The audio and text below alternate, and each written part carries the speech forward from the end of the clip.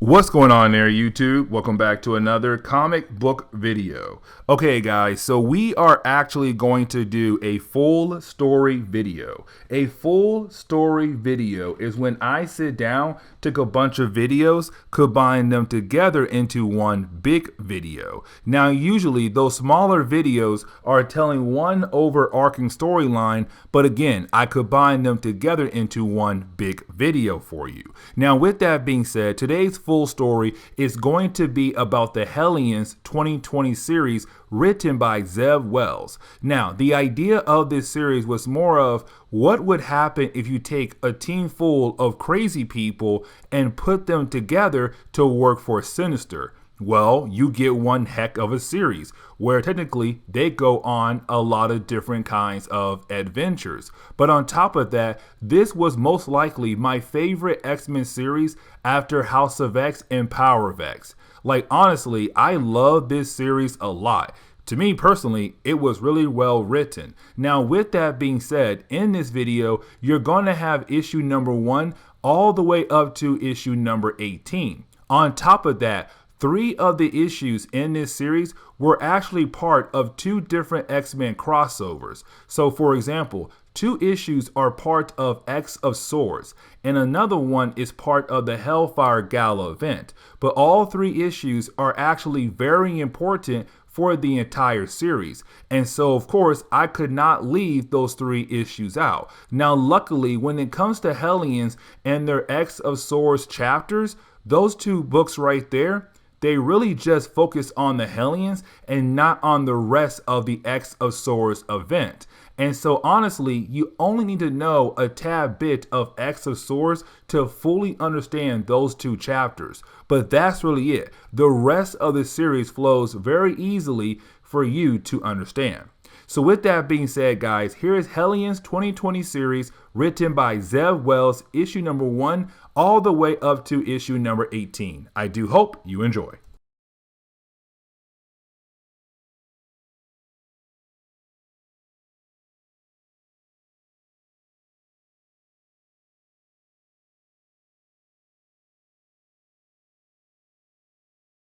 Okay, so to continue our coverage over the dawn of X era of X-Men comics, we actually pick up with Hellions number 1, another new title that came out in the dawn of X era of X-Men comics. Now, with that being said, we actually pick up in San Francisco, where we pick up with a small X-Men team that has Jean Grey, Wolverine, Nightcrawler, Havoc.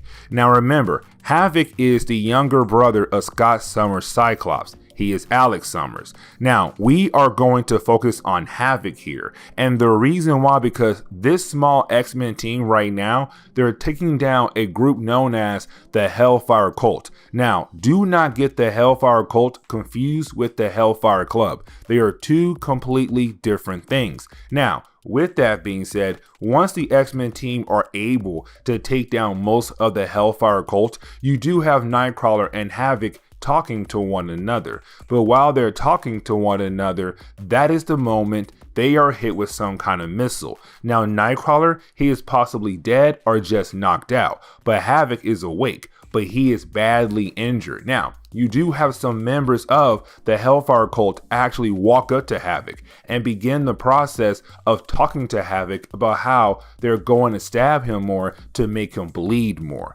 Now, this is the moment you have Havoc snap. What I mean is, Havoc begins to talk different, act different. He even laughs in a very strange way. And then you have Havoc use his powers on one of the members of the Hellfire Cult, to the point he is burning this guy's face off. Now, luckily for Havoc, Wolverine steps in to stop Havoc, because remember, on Krakoa, they have 3 laws, and one of those laws is mutants are not allowed to kill humans. Luckily for Havoc, Wolverine stepped in to stop them, but when Wolverine stopped Havoc, that is when you have Havoc kind of turn back to normal, but he has no idea what he did.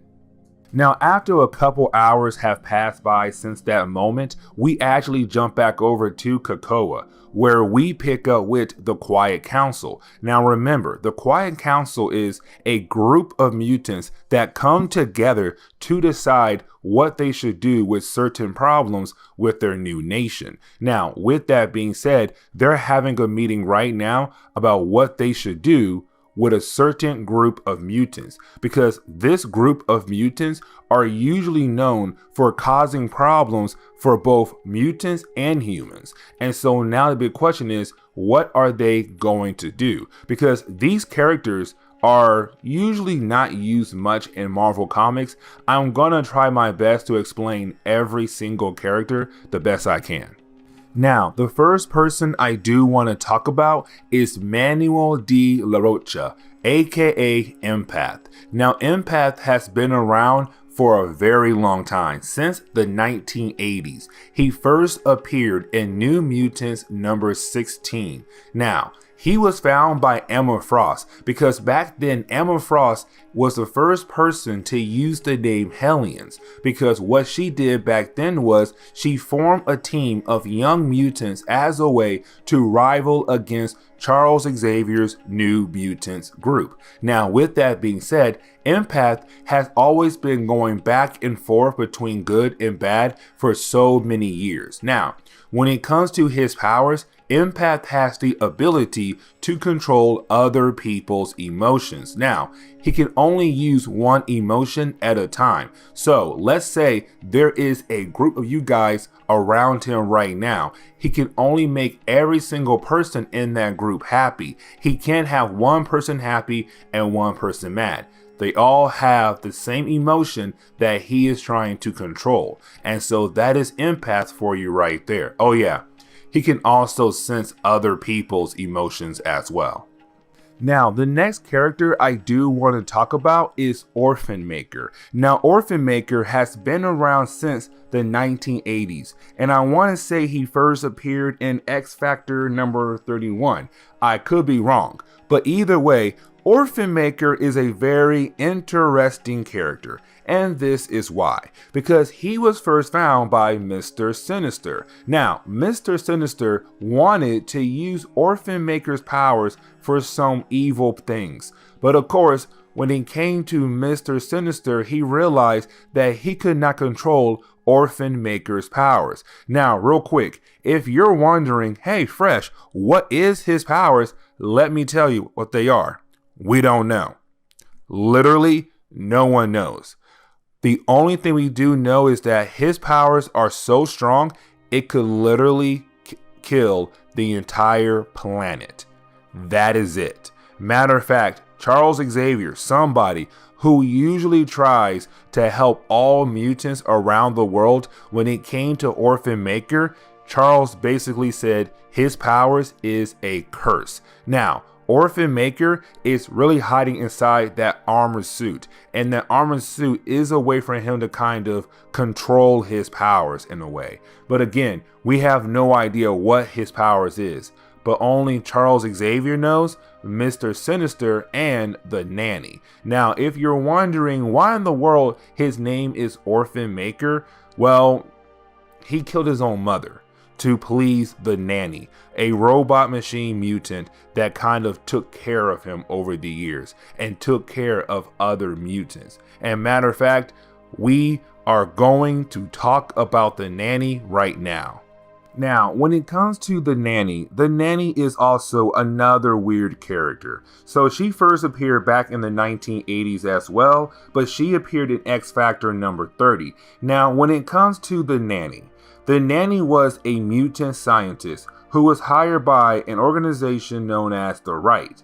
Now, she was happy working for the Right until she found out the Right was an anti-mutant organization, which of course is bad for her because she is a mutant.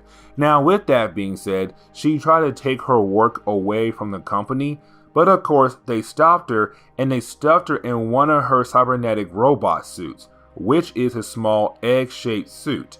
And so she's in there. That's her suit that she wears all times. Now, when it comes to her being called the nanny, what she does is usually she goes around finding children who are orphans. And so, of course, if those children are being held by somebody who's evil or whatever, the nanny and orphan maker will work together to help save those children across the world. But yeah, that's the nanny and that is orphan maker. Very interesting, strange characters. Okay, the next character is going to be Wild Child. Now, Wild Child has been around for a good period of time. Now, when it comes to Wild Child, Wild Child to me personally is a ripoff of Wolverine. Now, Wild Child first appeared in Alpha Flight #1. Now, the reason why I say he's a ripoff of Wolverine because I felt like Marvel back then realized that Alpha Flight, a team of characters that fans mostly don't care for, is not going to sell well. So what if we take a ripoff version of Wolverine and put that character on Alpha Flight? Of course, it did not work. Now, when it comes to Wild Child, personally to me, he's kind of like a weaker version of Sabretooth. So take everything you know about Sabretooth and put it on Wild Child. Now, there is one thing that Wild Child has that Wolverine and Sabretooth do not have, which is that when it comes to Wild Child's mutation, it's basically turning him into an animal day by day. What I mean is his body appearance is slowly turning him into some kind of animal, but his mind is also turning into an animal's mind. And so that is why he's called Wild Child, because you never know when his mind state will be like an animal and he could possibly attack you, because when he is thinking like an animal, he is looking for an alpha. And so he most likely will attack you if he's trying to see if you are going to be an alpha person, a pack leader. And so that is why he's Wild Child. And so on Krakoa, they have him locked up in a cage where they give him medicine that was used in the past as a way for him to be in control. But of course, sometimes he does not take that medicine. So you never know when he will be in control or not. Now, the next character we're going to talk about is Scalp Hunter. Now, Scalp Hunter has been around for a long period of time. Now, when it comes to Scalp Hunter, he was actually part of Mr. Sinister original team known as the Marauders. Now, the Marauders back then were used for one mission, and that one mission was the Mutant Massacre, where basically a group of mutants killed a bunch of other mutants, and Scalp Hunter was one of those mutants. He led that team. And so with that, Scalp Hunter, usually for most X-Men characters, when they see him, they don't like him. And even though he's on Krakoa, most people still do not like him because they remember the Mutant Massacre. Now, getting back over to the Quiet Council, after going over every single character that is going to be on the Hellions team, we do come to find out that every single character is being called here by the Quiet Council for them to decide if they're going to be exiled or just put in the pit, like where Sabretooth is at in the moment. And so with that, you kind of like, okay, these characters have done some bad things on the island, but are you really going to exile them? Now, right before they make a big decision, that is when you have Scott Summers realize that his brother is also being judged. So right now, the Quiet Council is trying to decide if they're going to exile Alex Summers as well, because what he did at the very beginning of our story. Now, Scott Summers is angry to see his brother on the stand right now being judged, to wonder if he will be exiled or not. And so you do have Scott Summers try to stand up against the Quiet Council, but the Quiet Council overrules Cyclops. But that is the moment you have Mr. Sinister say, wait a second. Yes, these mutants have done a lot of bad things over the years. They have done some bad things on our island. But either way, maybe, just maybe, what they need is to come together as a new team, as a way for them to work out their anger problems. Send them on dangerous missions for them to work out their issues, but of course, it could possibly change them when they begin the process of doing more good than bad. And so with that, it's Mr. Sinister saying, I am going to form my own team of crazy mutants, and hopefully I can rework their minds. A new kind of therapy. Now, Cyclops knows that he cannot trust Mr. Sinister at all. And so with that, you actually have Cyclops call up Psylocke. Now, with him calling up Psylocke, it's Cyclops asking Psylocke to be a spy for him, to make sure that Mr. Sinister is not up to something, but at the same time, to watch over Havoc. Now, fans of the Fallen Angels books that we did, Hellions is going to pick up where that book left off at, because with Fallen Angels being canceled, they moved Psylocke over to this book as a way to continue her story in the Dawn of X era of X-Men comics. Now, you do have Psylocke and Mr. Sinister right now briefing the new team about their first mission. And their first mission is to go to one of the old factories that used to belong to Mr. Sinister. Now, we kind of talked about this back in our Magneto videos, but when it comes to Mr. Sinister, when he made the Marauders, what he did was he had backup clones just in case they died out in the field. So for example, Scalp Hunter, who used to be one of Mr. Sinister's Marauders, if he had died, Mr. Sinister had backup clones of him just in case to use out in the field to replace him. But apparently this is Mr. Sinister telling his new team that they are going to go to one of his factories and basically shut it down, because there are a bunch of clones that need to go away. Now, with that being said though, you do have Psylocke remind the team that this team, the original Marauders, they are ruthless. They are crazy and they know how to fight and kill. So this new team of Hellions need to be ready. Now, with all said and done, we can tell that Mr. Sinister is hiding something. He's not telling his team something very important as they leave for their first mission. And the question is though, what is he not telling them? Now, to wrap up this video, we actually do jump over to the basement of Mr. Sinister's factory. But the big question is though, what's in the factory? But also, what is he not telling his team? Well, we go in the basement and we see someone we have not seen in a good amount of time. And that person is Madeline Pryor, the clone of Jean Grey, the one that was made by Mr. Sinister. On top of that, she's now known as the Goblin Queen.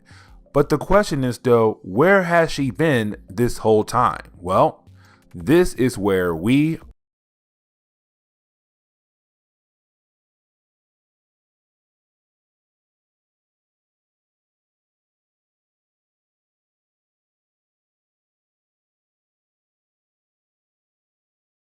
So getting back into our coverage over the Dawn of X era of X-Men comics, we actually pick up with Hellions number 2, 3, and 4. Now remember, this team was put together by Mr. Sinister, and the reason why, because most of this team is basically crazy, except Havoc and Psylocke. Psylocke was put on this team as a way to watch over this team to make sure they stay in line. But Havoc, something's going on in his mind to basically make him crazy. Now remember, to Mr. Sinister, the reason why he put this team together is because he's hoping that his own version of therapy could actually help these mutants out to make them better people. And so that is why he put this team together. Now, with that being said, the first place he sent them to was in Nebraska.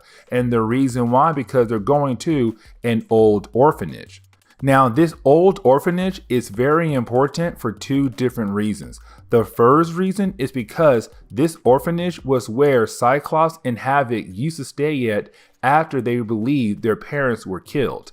And so, of course, they grew up in this orphanage. Now, the second reason why, because there is a laboratory underneath the orphanage. And of course, that laboratory belongs to Mr. Sinister. Now, the reason why this team is going to that laboratory is to shut it down, because apparently there is something going on in that laboratory. Now, in that laboratory, there are clones of the original Marauders. Now, remember, back in the 80s and 90s and 2000s, the Marauders were a team of bad mutants that worked under Mr. Sinister. But if they ever died, there was a clone backup ready to go to take that person's place. And so right now, it's Mr. Sinister saying, I need you to go to that lab and shut it down. Having clones of my old team just in there waiting to be released is very dangerous and could cause problems down the road. Now, Mr. Sinister knows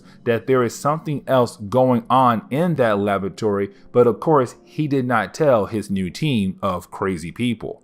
Now, it doesn't take long for us to see that this team was not meant to be together, because as soon as they walk into the building and begin the process of looking for the entrance to the secret lab, that is the moment you have the nanny begin to act weird, where she wants to make sure that everybody is okay, and she's hugging people left and right, which of course does freak out a few people in the room. And that is the moment we come to find out the reason why she's acting like that is because a character known as Empath.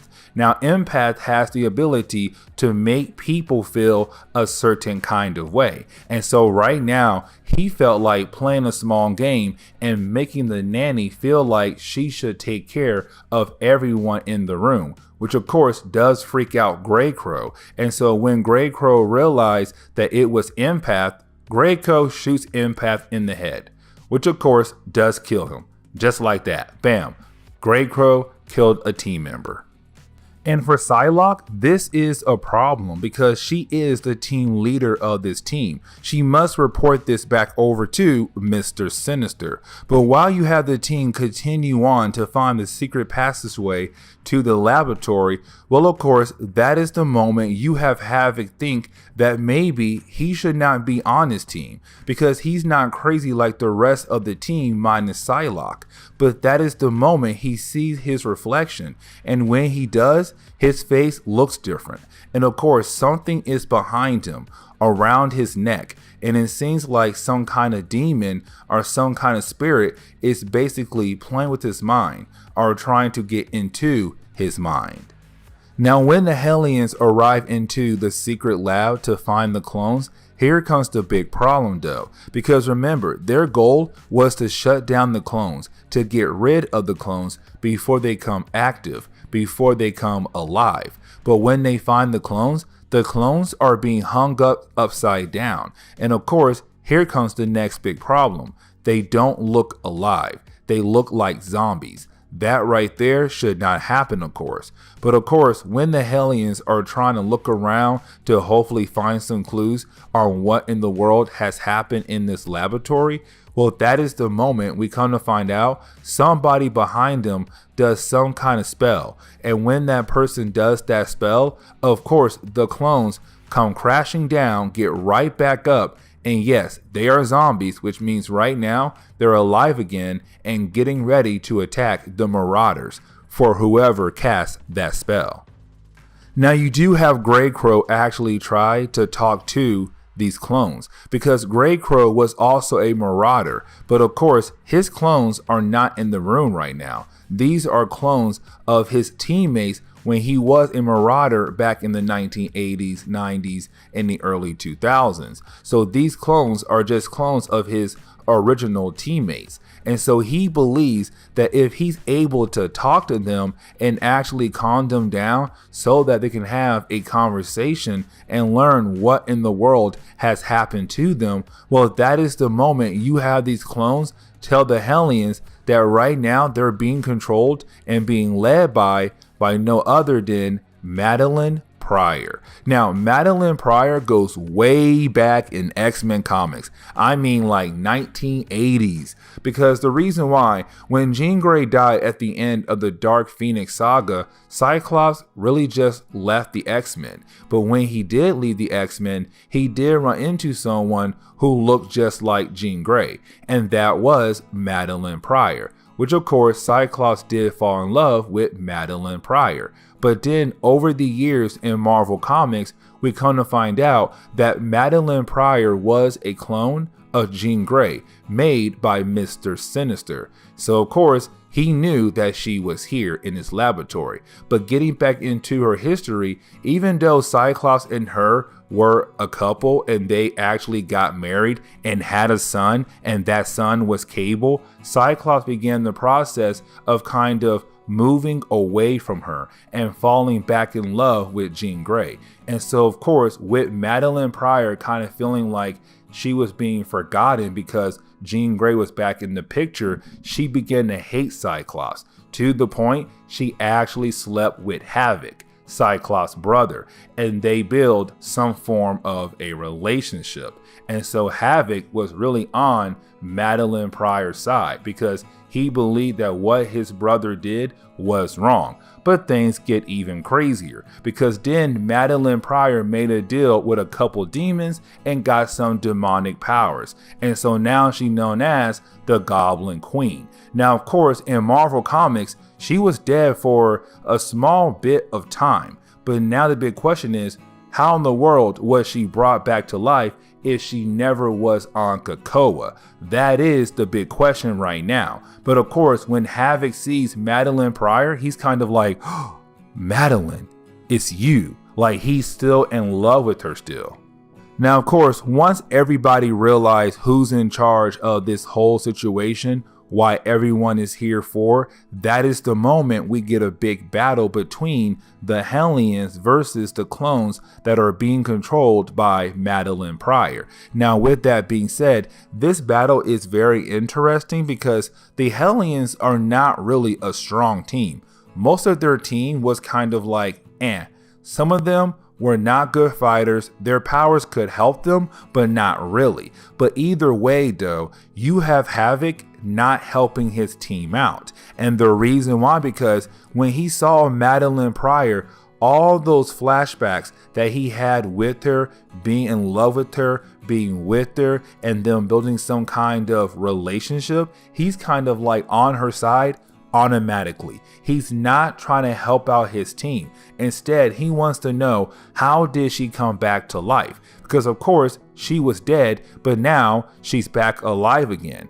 And of course she wasn't brought back to life thanks to COPPA. And so that means she was brought back to life in a different way. But the question is though, how? But either way, while Havoc is trying to figure out how Madeline Pryor is back and hoping that she'll take him back, the Hellions are getting beat left and right. And matter of fact, most of the team are taken hostage. Nanny, Maker, and also Grey Crow, they're all taken hostage left and right because the clones were able to overpower them. Now Psylocke, she's still free, but she has to deal with another problem, which is Wildchild. Now Wildchild is part of the Hellions, but here comes the big problem with Wildchild.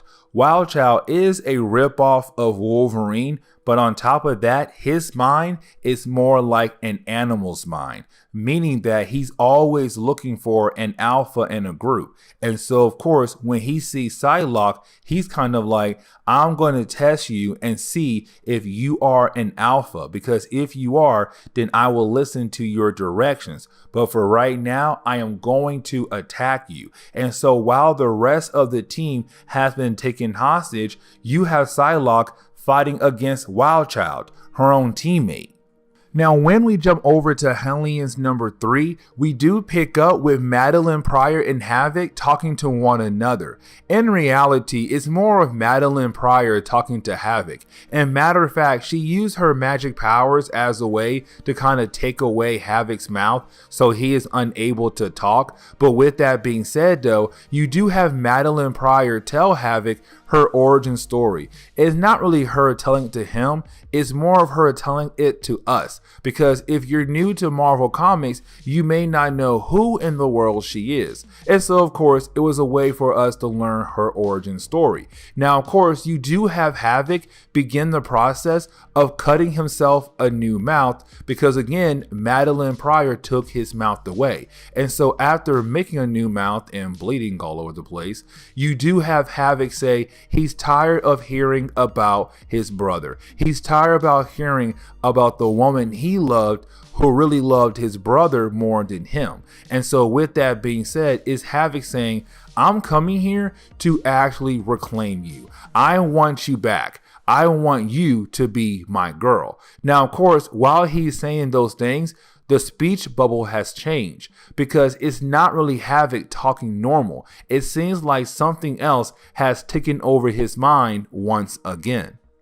Now, of course, if you're wondering what happened to Psylocke, because the way we ended the second issue, the earlier chapter in this video, Psylocke was about to fight against Wild Child. But of course, Psylocke was injured thanks to her battle against the clones of the original Marauders team. And so right now she has to fight against a rip-off Wolverine in hoping to survive. Which of course, she's able to get some punches in because Psylocke is a very well-trained fighter. And so fighting against someone like Wild Child, who honestly is not really a great fighter, he's more of just like a wild beast in a human's body, she's able to get a few hits in, and she's hoping that sooner or later he will realize that she is an alpha and he'll probably listen to her directions.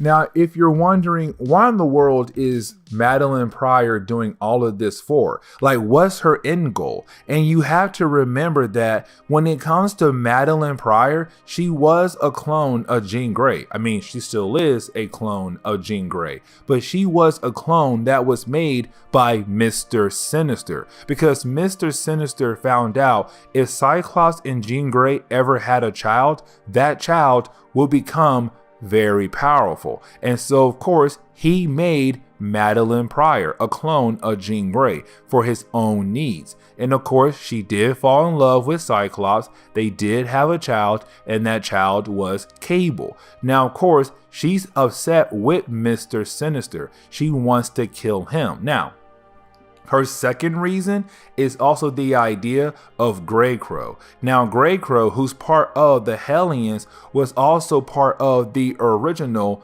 Marauders team. But Grey Crow was the one who shot her in the head, which of course killed her, and then he took her baby. And of course, that baby was Cable, because to Mr. Sinister, again, he knew that if Cyclops and Jean Grey had a child, that child would be very powerful. And he wanted to use that child as a way to fight against Apocalypse. And so with all that being said, when Madeline Pryor gave birth to Cable, Grey Crow came by, shot her in the head, took that baby, and gave that baby over to Mr. Sinister. And so that's now two reasons on why she's doing all of this for. But of course, there is a third reason as well.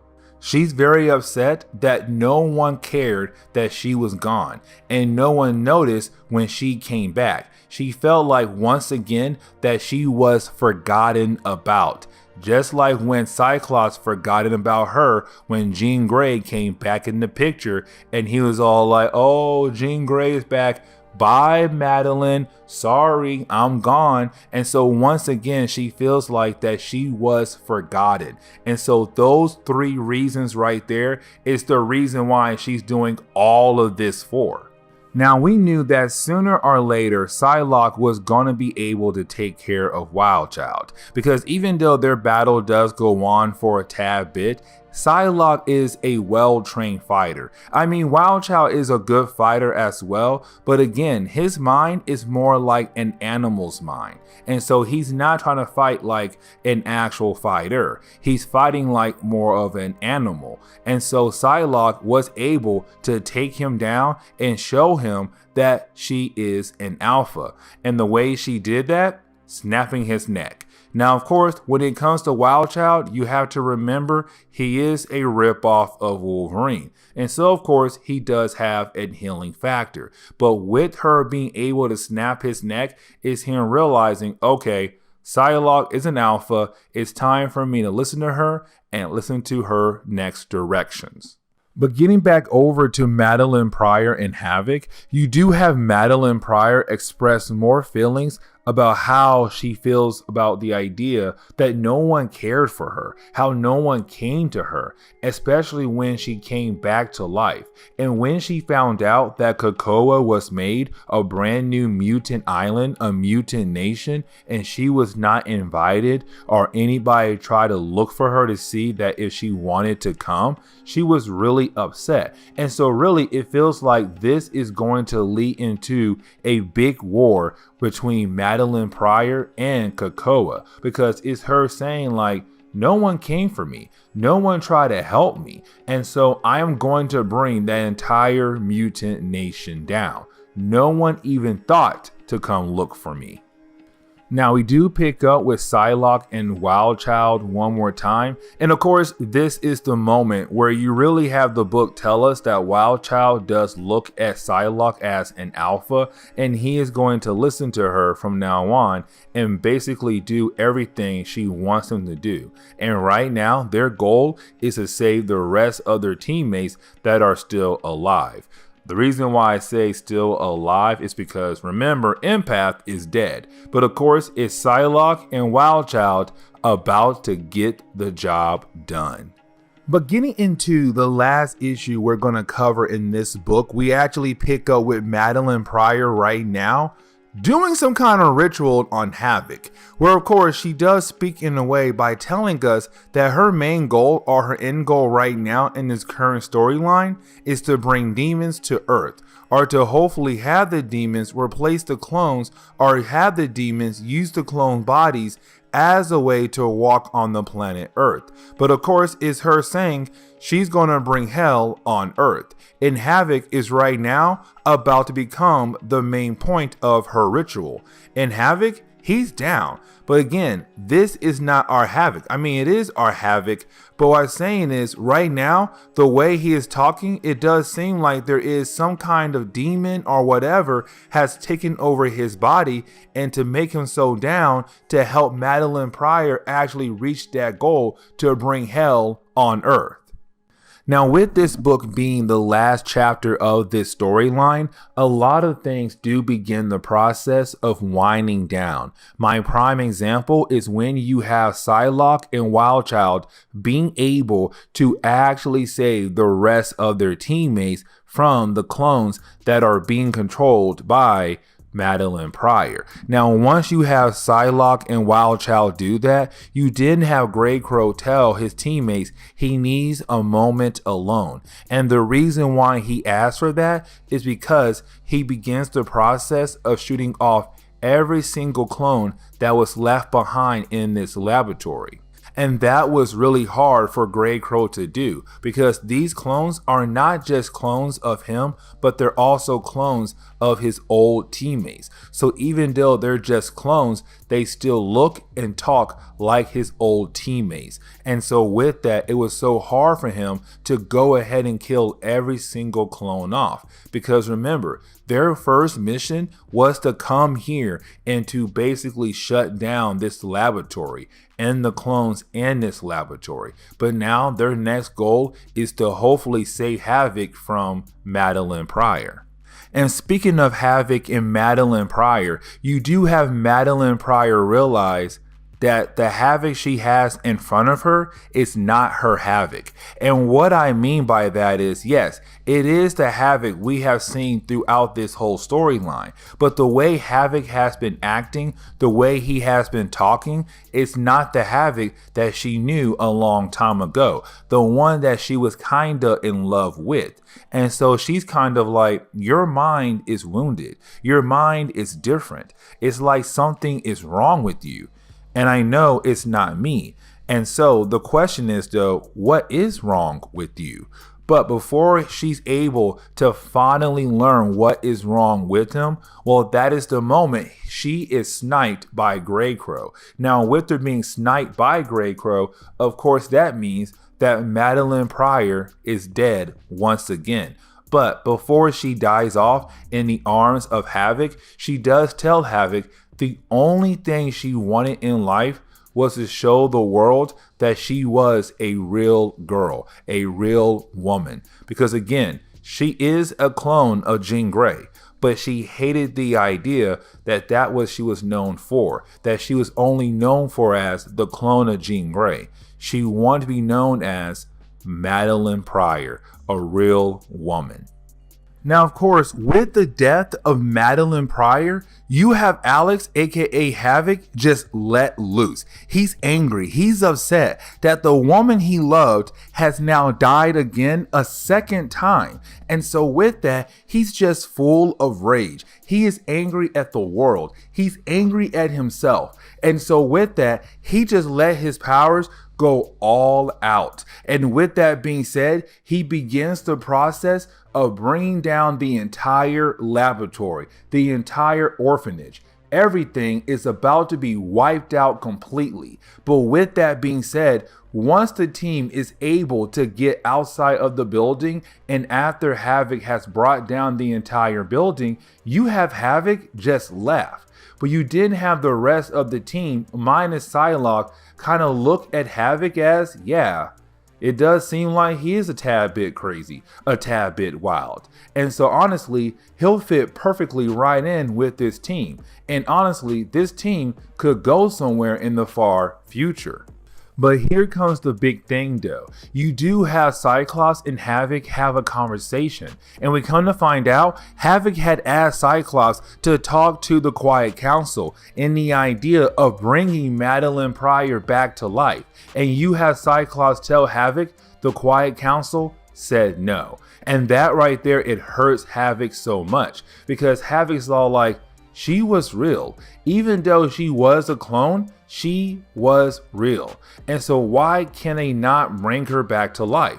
But again, you have Cyclops say, because she is a clone of Jean Grey. With her being a clone of Jean Grey, they're not allowed to bring her back to life. And that is why, Alex. And of course, you have Alex yell at his brother saying, she was real. And brother, what do you want? And you have Scott Summers walk away.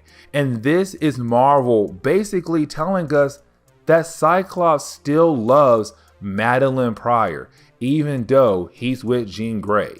But he still has some kind of love for her. Now we do see that Mr. Sinister was watching Cyclops and Havoc have their conversation, and honestly, he was enjoying their suffering. Their suffering was all done once again by Madeline Pryor, a clone that Mr. Sinister made. But either way though, while he's enjoying their suffering, that is the moment you have the nanny arrive. Had a hard time saying that, arrive. But either way, once she does, the nanny tells Mr. Sinister that she will come back to him and she will do a lot of bad things to him sooner or later for everything he has done. Not just the Cyclops and Havoc, but the possibility of other people in the world who had grew up in an orphanage. And so this is where we are going to end today's comic book video.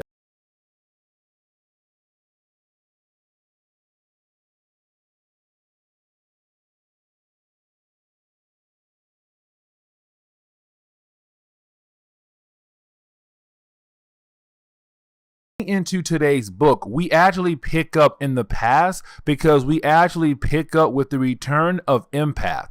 Because remember, in the first couple videos we did over Hellions, Empath died. Because remember, when it comes to Empath, he does have the ability to kind of make you feel different things. And so with that, he was warned, do not use your powers on anyone here on the team. Of course he did, and the team killed him off. And so Empath was dead for for a short period of time. But we have to remember, when it comes to the X-Men, they do have the ability to bring someone back to life now, thanks to the five mutants who have the ability to make a clone body of you and put your memories into that new clone body of you. And so with that being said, they were able to make a new clone version of Empath, and so now he's back. And of course, he's once again a big jerk. Now, we do pick up with the Quiet Council. Now, remember, the Quiet Council is basically the group of mutants who make the big-time decisions when it comes to making big-time decisions on COPPA. Now, with that being said, right now, they're having another meeting. Now, this meeting is really more of the idea of how can we stop the war from actually happening? Because right now, that war is coming. I have no idea why I said coming, but that war is coming. Arakko versus COPPA. But with that being said, though, you do have the Quiet Council trying to figure out how can we stop that from happening before it actually happens. And that is the moment you have Sinister say, why not send in my team, the Hellions, to go over to Arakko and actually steal the swords that the Arakko people are looking for? Because if they don't have the swords, then they cannot participate in that big competition that's going to happen very soon. And they're going to have to forfeit and lose the actual war. And so right now, it's basically Mr. Sinister saying, send me to Otherworld, or send me to Arakko to steal their swords, to stop the war from actually happening before it actually happens. And of course, you do have the Quiet Council agree that this is a good plan. But of course, the way Mr. Sinister is talking, of course, the people here do not like him and say, fine, if you're going to go through this plan, you have to go with your team to make sure that this mission is actually accomplished. Now, of course, this mission is actually shared with the rest of the team of Hellions. But here comes the big problem, though. And we have to remember what happened in the earlier chapters of this crossover, which is that if an X-Men character dies in Otherworld, they cannot be brought back to life. Because if they do get brought back to life after dying in Otherworld, they come back corrupted. They come back messed up, not themselves. And so with that being said, you do have Havoc telling his team, listen, if we go over to Otherworld and we die in Otherworld, that means that we basically cannot come back to life. Because if we do, we will come back corrupted. And of course, that means we technically will have to stay dead. And so with that being said, is him warning his team, this is a huge risk. Now, of course, he does tell Greycrow that, hey, listen, Empath is back. Because, of course, he was killed by Greycrow, and Greycrow's now being warned, Empath is back, and he could possibly use his powers on you this time because you killed him. Now, while you have Havoc talking to his team and getting his team ready for this mission, you actually do have Mr. Sinister talking to someone else in his actual home. And of course, he's talking to a clone of him because Mr. Sinister does not want to go into Otherworld or even Arakko because he feels like with him being a member of the Quiet Council and who he is, he should not get his hands dirty at all. And so right now, he wants to stay behind. Now, with that being said, he's trying to send his clone version out there to actually complete this mission. But his clone version doesn't even want to go either. His clone version's like, no, you go. I want to stay here where it's safe. Like, dude, no. But of course, it's kind of like, do you really have a choice? And so they play rock, paper, scissors as a way to figure out who is going to go with the actual Hellions team into Otherworld. Now, we do see the Hellions actually go over to Avalon. Now, remember, Avalon is a location in Otherworld. And when it comes to Otherworld, Otherworld is basically the central point to all the different realities and dimensions across the multiverse in Marvel. Now, of course, That's Otherworld. Avalon is just a location in Otherworld. But the reason why the Hellions went to Avalon first is because they want access to the Citadel. And remember, the Citadel is the home of Saturnine, the one in charge of the big war between Arakko and COPPA. But of course, the reason why Sinister wants access to the Citadel location is because there is a portal that can lead them over to Arakko. Now, with that being said, though, you do have to remember who is the king of Avalon, and that is Jamie Braddock,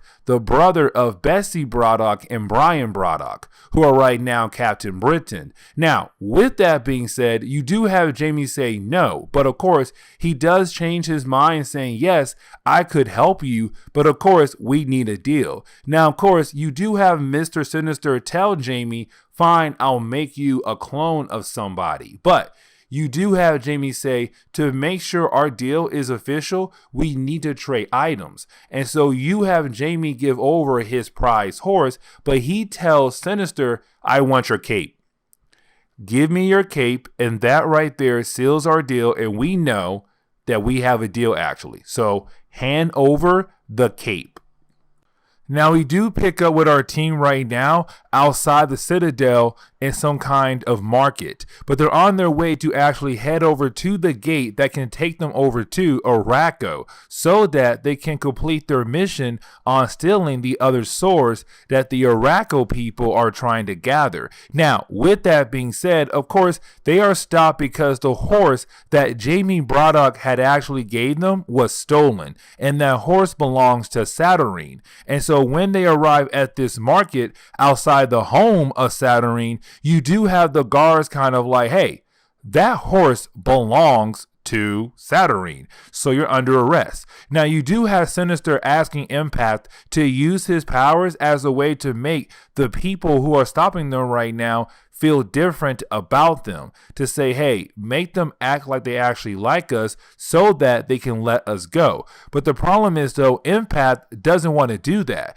because in the last story for Hellions, Grey Crow killed Empath because he used his powers on Grey Crow and other members of the team. So Grey Crow killed Empath, and so Empath said, no, I was killed last time by this man right here. If you want me to use my powers as a way to get us out of this situation, then you're going to have to let me use my powers on him and let me keep using my powers on him so that he can stay under my control. And of course, you do have Sinister say yes, and Empath does use his powers on the people who are basically like security guards to let the Hellions go so that they can continue their mission on stealing the other swords that belong to the Arakko people. But of course, he was able to get complete control over Grey Crow. But this is where we are going to end today's comic book video, because now our heroes are on their way to go over to Arakko to hopefully steal the swords that the Arakko people are trying to get. But with that being said, I do hope you enjoy today's comic book video, and if you did, please leave me a like down below and subscribe. But guys, I'll see y'all next time. Later.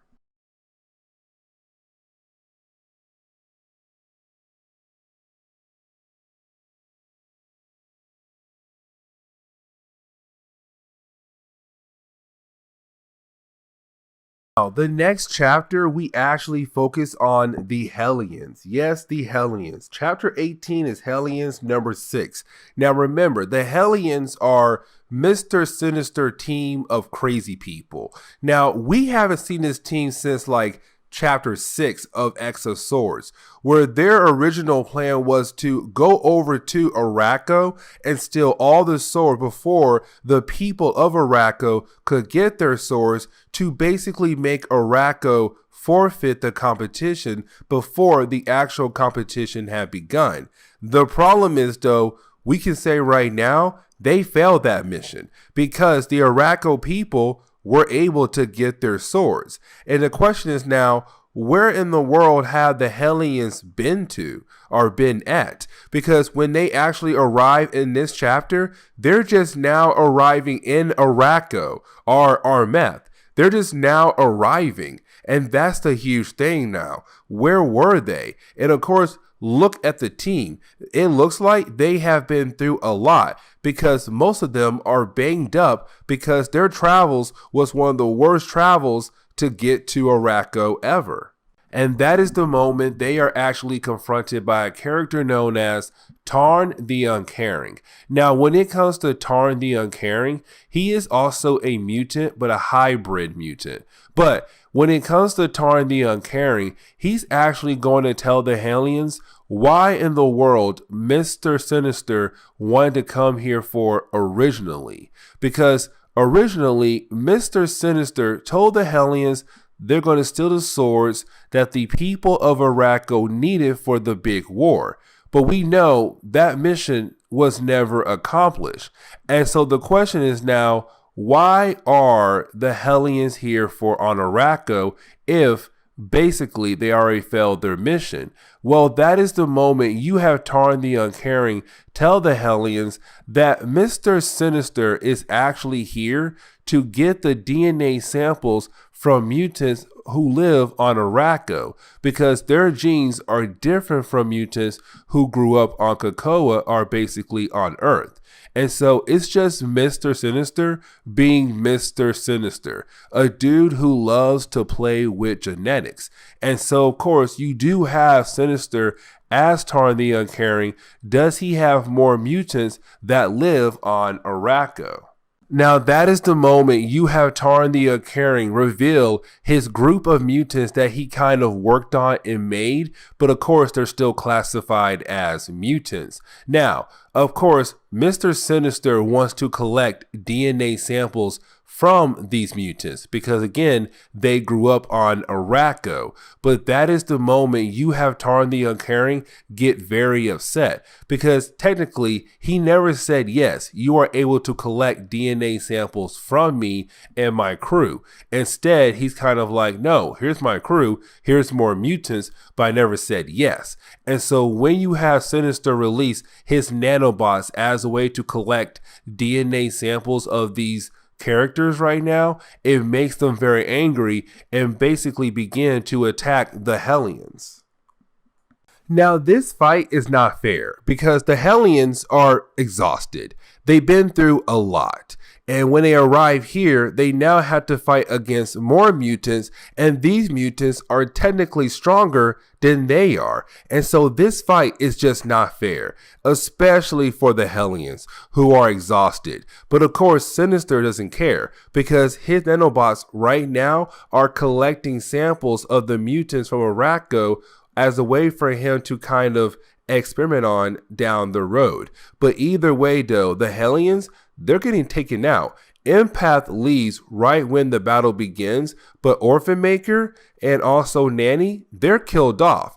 And so that's two characters who are dead right now, and one character ran away. The Hellions do not have numbers in their favor. And so you have Psylocke call out to Sinister and say, we have to go. It's just her, Wildchild, Havoc, they have to go, and Grey Witch as well too. But of course, Sinister wants to make sure that he collects every single DNA sample of the mutants from Araco. And when he does that, he does hand over the box of samples to Psylocke and tell her to basically leave and take the injured people with her as well, as he will stay behind to fight against these creatures. Now, honestly, you would think that this would show that Sinister is actually caring about his team even more, as a way to stay behind to make sure they get away. But the reason why I say he doesn't actually care is because when the team actually used a Krakoan gate to get back to the island as a way to finally rest, you have Sinister reappear. But when he does reappear behind their back, but he throws out a lot of black smoke to cover his tracks. And he does kill off every single member of the Hellions who were able to escape back over to COPPA. as a way to make sure that his secret stays a secret, that no one comes to find out that this dude really lied to the Quiet Council to go over to Arakko just to collect DNA samples of mutants who are from Arakko. And so that's how we wrap up this chapter right here.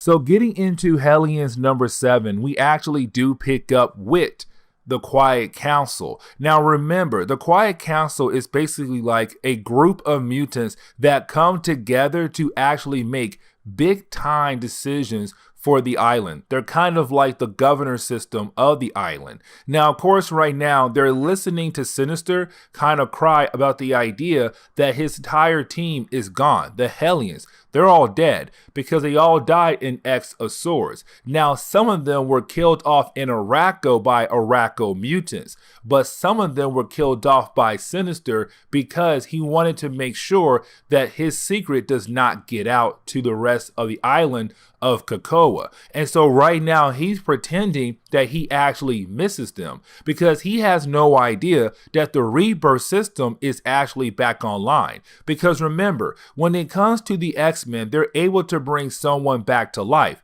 Now again, it's not them actually being brought back to life, it's a clone body being made for you. And then your memories are downloaded into your new clone body. And so it's not actually you being brought back to life, it's just a newer version of you being brought to life. Now, with all that being said, of course, it was shut down because in X of Swords, when Rockslide died, he came back corrupted because he died in Otherworld. And so the X-Men freaked out and shut down the Rebirth process. But back in X Factor number 5, our last video, or 2 videos ago, we come to find out they were able to turn back on the Rebirth system. And so the Hellions have been brought back to life, which is very huge, but Sinister doesn't know that. But this is the moment we come to find out what happens to mutants when they die in Arakko, when Arakko was actually in Armeth, that other dimension. Because we know in Otherworld, when they die and they come back to life, they're corrupted. But what happens to mutants who die in Arakko when Arakko is still in Armeth?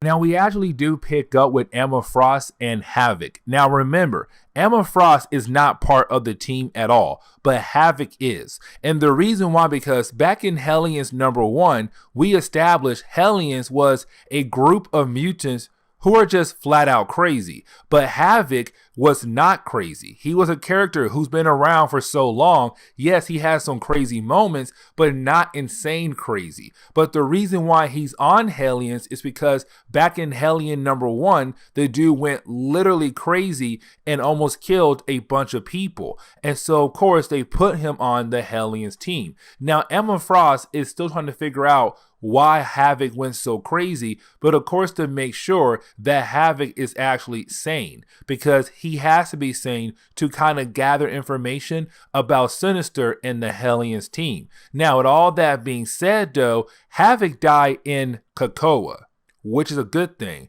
because he did not die in Otherworld nor Arakko. And so with him being brought back to life, nothing bad happens at all. He just comes back to life like normal and able to live again like he did before he actually died. Now, of course, the mutants that did die on Arakko were Nanny, Orphan Maker, and of course, Wild Child. Yes, I just love that name, Wild Child. But those 3 characters died on Arakko. And the big question is now, what happened to those mutants when they're brought back to life if they died on Arakko? Well, they come back a tad bit stronger, but of course, more vicious. They're more angry at the world. They're ready to kill people left and right if they're able to actually kill people. They are literally killing machines now. Now, Wild Child was already like that, but now he's even more like a killing machine, which makes things even worse. Now, Nanny wasn't really, but now she is. Now, Nanny and Wild Child are able to come back to life. Orphan Maker cannot come back to life yet. And the reason why, because when it comes to Orphan Maker, his mutant ability has not been identified yet or told to us as the readers. Now, Charles Xavier told us that when it comes to his mutant ability, it could technically lead into a lot of problems down the road. But again, we have no idea what that ability is. But the reason why he's not brought back to life yet, because originally, Orphan Maker had an armored suit made as a way to protect the world from his mutant ability. The problem is, though, when he died in Arakko, his armor was left in Arakko, meaning that they need to make a new suit for him, a new armor suit, before they actually bring him back to life. The problem is, though, only Nanny can do that, but the material she needs is on her ship. But her ship was taken by a group called the Right. And so right now, you have the Hellions getting ready to go on that mission to get that ship back so that they'll be able to actually bring back Orphan Maker. Now, of course, you do have the Hellions agree to go on this mission, not because Sinister wants them to, but in reality, it's them saying we have to help out Orphan Maker. Now, of course, you do have everyone wondering how in the world they all died except Sinister, because right now it does seem very sketchy to them, which they have the right to believe, because we know Sinister got some of them killed in Arakko, but the ones that were able to get over to COPPA, they were killed off by him. And so right now they're wondering, okay, Sinister, what are you up to? And of course they want to fight Sinister to get that information out of him, but that is the moment you actually have Psylocke step in to actually protect him. Now you're wondering, why in the world is Psylocke actually protecting him for? What does Sinister have on Psylocke? Now, this goes back to a storyline called Fallen Angels, but Fallen Angels took place at the very beginning of Dawn of X. Now, when it came to Fallen Angels, basically, it was a storyline where Psylocke got word that her daughter was alive, that her daughter's mind was technically downloaded into a system or to a god creature called a Poth. And so Sinister gave Psylocke the ability to go investigate with X-23 and Cable. Now at the end of that series, of course, she was able to actually stop a Poth, but her daughter was kind of downloaded into the system of a Poth. And so right now, Sinister is able to kind of keep a Poth alive, and as long as a Poth is alive, so is the daughter of Psylocke. And so that is why she's being so protective over Sinister, to keep her daughter alive. Now, Fallen Angels was a very interesting series, and honestly, at the end of the day, I was kind of like, you know what? It could have been better. I saw why it got canceled and why most fans didn't care for it, but again, it was still kind of interesting. Now, as the Hellions are actually flying over to the location of where the ship of the Nanny could possibly be at, that is the moment you have the team actually begin to question Psylocke. And the reason why, because when it comes to Psylocke, she's always down to do anything for Sinister. There's never any kind of complaints at all from her. And that really bothers the rest of the team. Anytime Sinister says, go do this, go do that, most of the team complains except her. Even when it seems like there is a possibility that they could die, Psylocke doesn't care.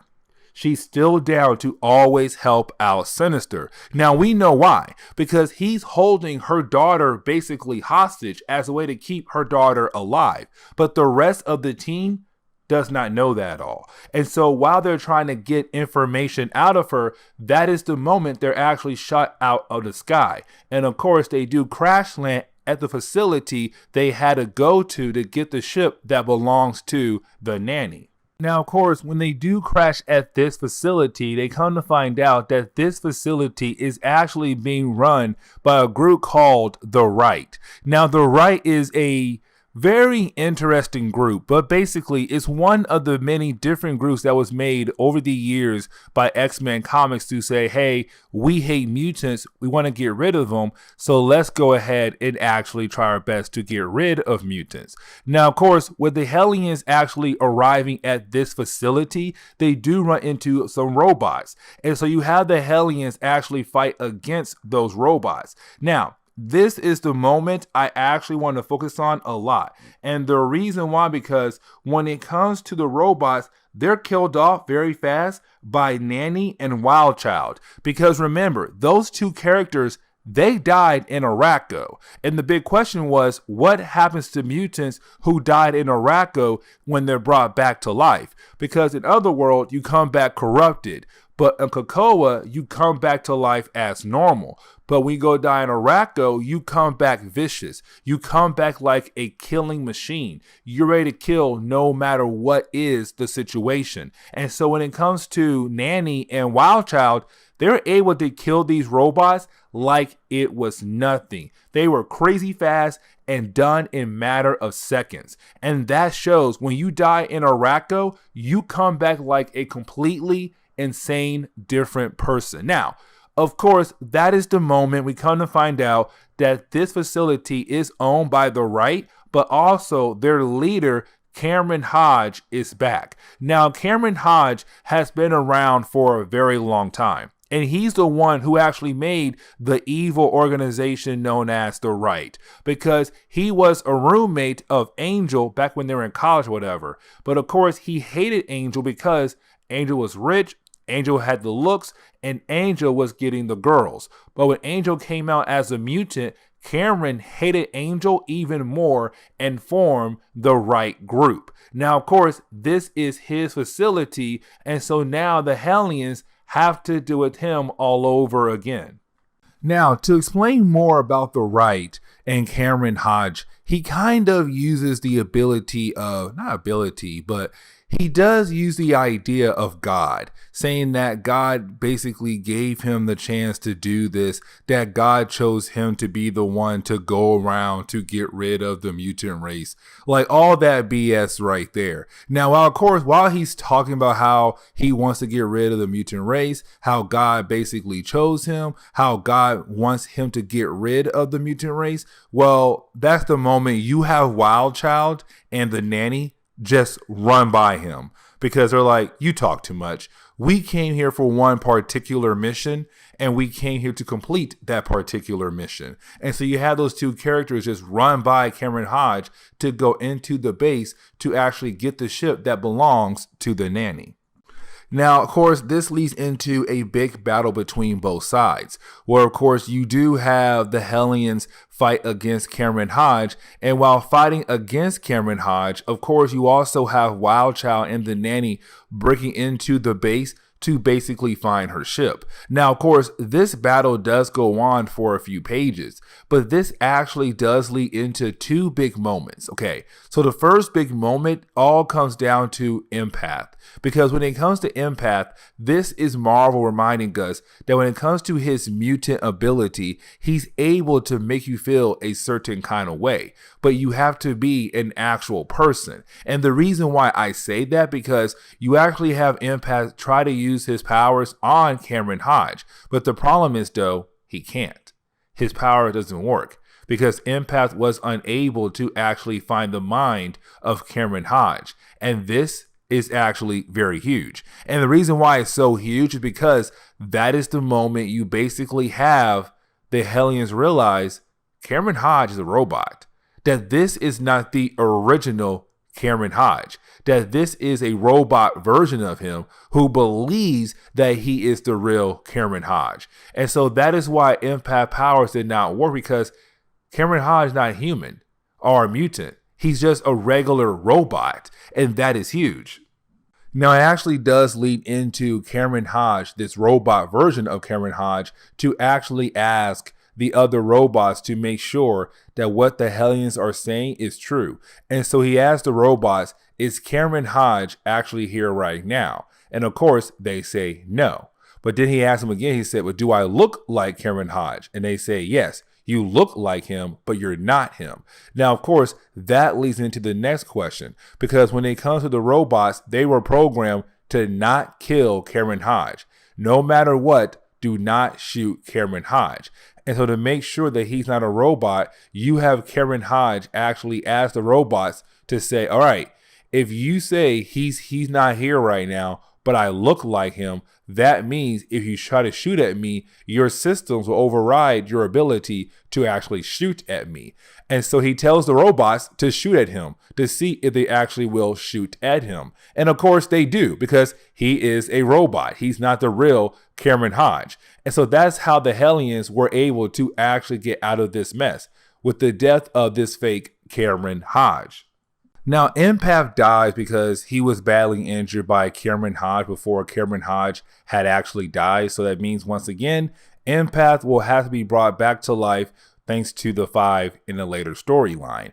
But after that, we come to see the robots actually look at the mutants as friends, because they feel like they're finally free from Cameron Hodge, because Cameron Hodge, the robot Cameron Hodge, had them under his control, but now they're free and they look at the mutants as friends. Matter of fact, Havoc's kind of like, you know what? We did a great thing here. We let the robots finally have a life of their own. Now, while Havoc is becoming friends with the robots, you actually do have Sinister right now telling Psylocke to blow up the robots. And so right now she's in the command room getting ready to blow up the robots. Now, while she's doing that right there, that is the moment you actually do have Grey Witch walk in. Now, when he does walk in, he wants to know what she's up to, which of course she tells him that she plans on to blow up the robots. Now, the reason why she's going to do it is because she says Magneto told her to do it. Now, of course, we know it wasn't Magneto. We know it was Sinister who told her to blow up the robots. Now, of course, the reason why she says because those robots have the techno virus inside of them. And so those robots are beginning to evolve. And so they have to get rid of those robots now before things get worse down the road. And of course, she does kill off the robots. Now, you do have the team actually getting ready to fly back over to COPPA with the ship that belongs to the nanny. Now, of course, this is Zeb Wells kind of setting up things to come down the road. And the reason why I say that is because you actually have the nanny go to a different part of her ship. And when she does, we come to find out that she does have another child. And this child looks very unique. But of course, this child is an orphan. But of course, the nanny loves this child. And the question is, though, right now, who is this child? And how long has this child been on the ship? And what is the nanny planning to do with this child? But this is where we are going to end today's comic book video. So please leave me a like down below and subscribe. Also, if you have any suggestions on books I should read, well, please let me know in the comments below, because you never know, your suggestion could be a future video down the road. But guys, I'll see y'all next time. Later.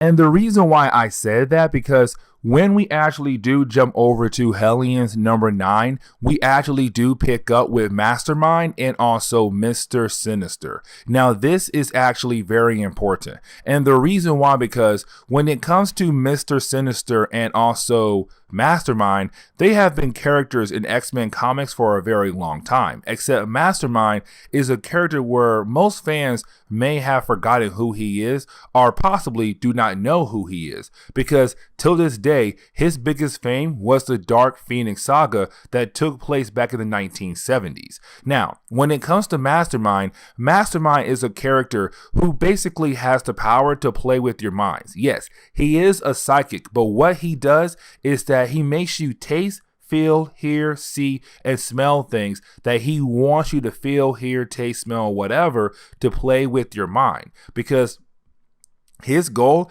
is to play with your mind as a way to kind of make you fall in line with him. It's a way for him to kind of control you in a way. And so that's how important Mastermind is, because that's what he did to Jean Grey in the Dark Phoenix saga. He played with her mind to make her fall in love with him. And so right now we're seeing Mastermind and Mr. Sinister having a meeting. Now, this meeting is apparently about a deal they had between one another. And that makes sense because when it comes to Mr. Sinister, usually he is somebody who is always trying to make a deal with somebody else. Now, with that being said, Mastermind apparently needed time to kind of think over their deal, because whatever Mr. Sinister had offered, it was something huge. Now, while Mr. Sinister is drinking his coffee or tea, that is the moment he realized that he has been poisoned. And so with him being poisoned, he does begin to pass out. And this tells us that right now, Mastermind is coming after the Hellions. Now, speaking of the Hellions, we actually pick up with Orphan Maker and the Nanny. Now, this is something you have to remember, because in our last Hellion video, right now, the Hellions went on a mission as a way to kind of get a containment suit to help bring back Orphan Maker. And what I mean is that back in X of Swords, a huge crossover event that we had covered, basically you had 3 characters die on the Hellions team. Well, really, a lot of them died, but 3 characters died on Arakko when Arakko was in the other dimension. Because remember, when it came to X of Swords, the X-Men discovered that if you die in other worlds, when the Five tries to bring you back to life, you come back corrupted. But when you died on Arakko, when Arakko was in the other dimension, you come back more aggressive and you come back stronger than you were originally. And so 3 characters died on Arakko in the other dimension: the Nanny, Orphan Maker, and Wild Child. Now, Wild Child and the Nanny were already brought back to life. Orphan Maker could not be brought back to life just yet. And the reason why, because his powers. Now, we have no idea what's going on with his powers, because that's the thing that no one has basically ever discussed when it comes to his powers.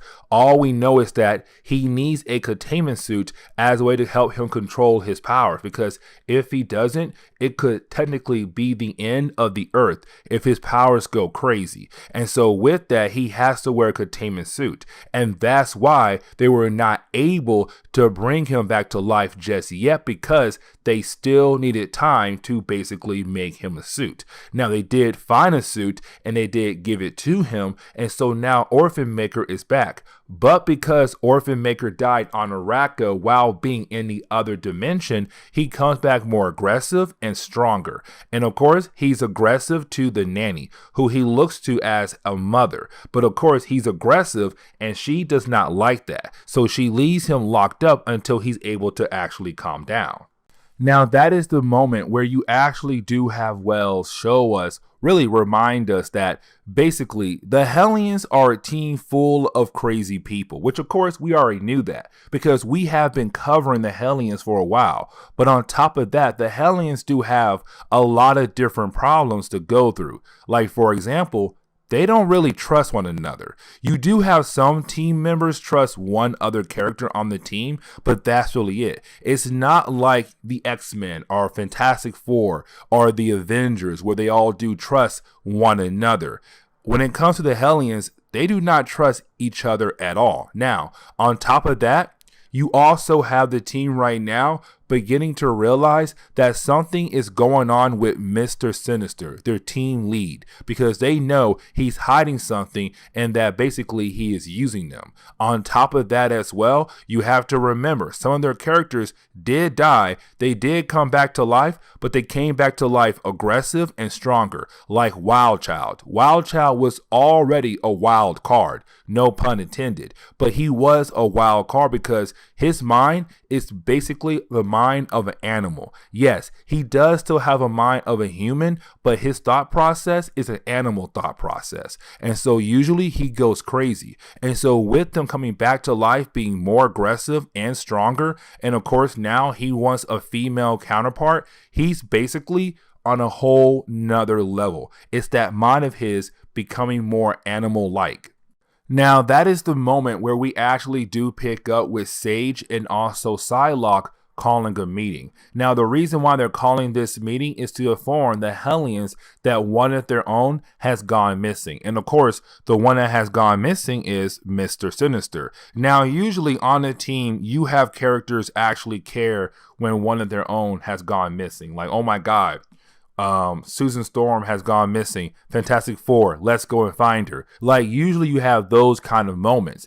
But when it comes to the Hellions, they don't care about Mr. Sinister at all. When Sage tells them, hey, listen, your boss is gone missing, they're all like, oh my God, that's great. It's hilarious. They're all laughing about it. But of course, you have Sage remind them that he is their boss. On top of that, with him being part of the Quiet Council, he's a high priority, meaning that if something happens to him, they have to go find him or figure out what had happened to him. He's a high priority for the entire island of COPPA. And so, of course, it's basically the Hellions being forced to save the boss that they hate. It's kind of like you having a job, you hate the job so much, but then the higher ups come down and say you have to work with your manager or your team lead because for some strange reason. It's kind of like that right there, where now they're being forced to go out of their way to actually find Mr. Sinister. Now, when the Hellions actually do arrive into New York, they do meet up with their point of contact, and their point of contact is no other than Mastermind, because Sage was able to figure out that basically Mastermind was the last person to actually talk to Mr. Sinister. And so, of course, it is the Hellions going to him to hopefully figure out what happened to Mr. Sinister. Now, of course, Mastermind is not working alone because I already told you guys this storyline is about him and also about Arcade as well. But either way, though, this is Mastermind pretending like he has no idea what in the world is going on. It's him pretending like basically he's actually here to help out the Hellions because he's actually concerned for Mr. Sinister, even though we know that technically he is not. But either way, that's how he's playing right now. But of course, as you have the Hellions inside his limo and they're going to a certain location, that is the moment everything begins to change. And the reason why I say that is because you didn't have Mastermind begin to use his powers as a way to play mind games on the Hellions. And that right there is very important. And the reason why, because like I said earlier, when it comes to Mastermind, when he does use his powers, he makes sure to use his powers in a way to kind of play mind games with you. He makes you feel things, see things, taste things, hear things. He plays with your senses, and that right there is very important. And the reason why, because you're basically watching him right now just playing mind games with the Hellions as a way to mess them up. Now, like I said earlier, though, we know that this storyline is all about two characters, Mastermind and Arcade. And the reason why I'm reminding you about Arcade is because once you have Mastermind being able to play with the minds of the Hellions long enough to basically cause them to be knocked out, that is the moment you have Arcade walk into the room, which technically tells us that Mastermind is actually working for Arcade. On top of that right there, Arcade already has Mr. Sinister locked up. And of course, now we know that Arcade is technically the main bad guy of the book, not Mastermind. Arcade is. Now, if you have no idea who Arcade is this guy who just builds different kind of escape rooms. Now, these escape rooms, you're supposed to escape, but at the same time, you can be murdered in those escape rooms. He built a lot of murder world, aka escape rooms, as a way to kind of kill different people off, but he tries to kill them in a very unique kind of way. And so that is Arcade for you. Now, when we actually get into Hellions number 10, we actually do pick up with Arcade talking to Mr. Sinister. Now, their conversation is very interesting because basically every single time you have Arcade say something, he has to have it confirmed by someone else. And so while Arcade is basically having this conversation with Mr. Sinister, you have Arcade asking someone else to confirm every single thing that Arcade is basically doing already has done in the past. It's kind of like Arcade double checking himself to make sure his plan is going as he wants it to go. Now, of course, for Mr. Sinister, he's wondering what in the world is going on right now, and why in the world does Arcade want him, and why in the world Arcade basically has Mastermind working for him. Like, basically the question is right now, what in the world is going on?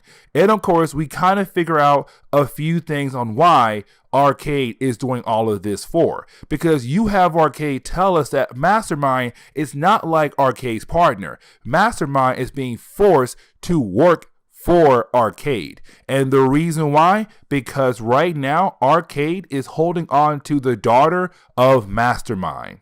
And of course, that is Lady Mastermind. Now, Lady Mastermind is kind of like her father, just right there. We actually saw her in Giant Size X-Men Nightcrawler. And of course, that story right there was honestly a tad bit strange because to this day, I feel like it did nothing for the overall plot line of Jonathan Hickman's X-Men run. But either way, though, we actually do pick up with Arcade telling us that he has Mastermind's daughter, Lady Mastermind.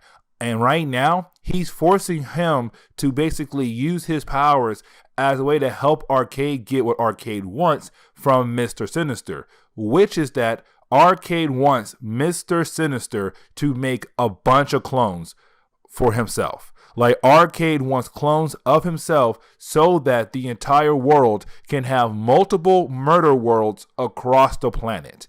And of course, for Arcade, this makes sense because Arcade loves his murder worlds that he has built. So why not have clones of yourself to help build more murder worlds across the world to cause pain or deaths to other people across the world? And of course, Mr. Sinister is known as somebody who has the capability to basically make clones. And so right now, it's Arcade saying, if you want to leave, you have to take my deal. Now, that is the moment we do come to find out what happened to the rest of the Hellions after being knocked out by Arcade and Mastermind. And basically what Mastermind and Arcade did was they put each character of the Hellions inside a room. And of course, inside that room, they're going through a constant process of a fake world made in their mind thanks to Mastermind. Because this is Mastermind keeping them busy long enough so that Arcade will be able to actually get what he wants, which is clones of himself. And so like right now, you have Psylocke just kind of believing that she's on an island living a peaceful life with her daughter. And you have to remember, her daughter is not around. Her daughter is quote unquote dead. But either way, for her, she believes this is real, that she is actually spending time with her daughter. Now, with Grey Crow, that is the moment we actually learn that each room was made differently for each different character. And I don't mean like the memory they're going through, but what they're actually feeling like or what they want to actually feel. And what I mean is that Mastermind was able to determine that Psylocke wants compassion, which of course, spending time with her daughter. But when it comes to John Greycrow, of course, his room is all about absolution. And of course, it's a memory where, of course, he was in the military still, and he had just killed a bunch of people who were apparently attempting to kill him and his crew in the middle of this war zone. Now, we're left to believe that actually Greycrow did kill a bunch of people who could have possibly be innocent people who had died. And so in this room he's in, absolution, he believes that he had actually did the right thing.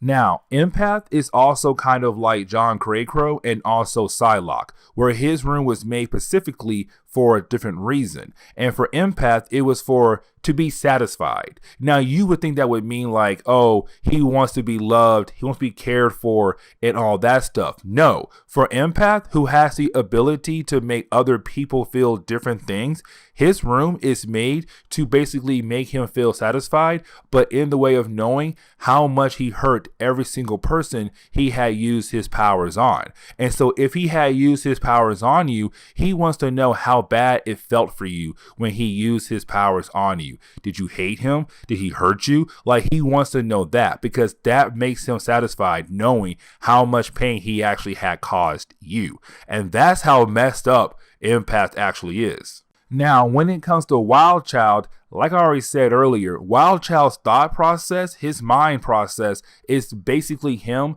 like an animal. And the reason why I'm pointing that out, because in his room is all about aggression. He's aggressive right now. He's on a rampage. He wants to do different things left and right to basically be aggressive.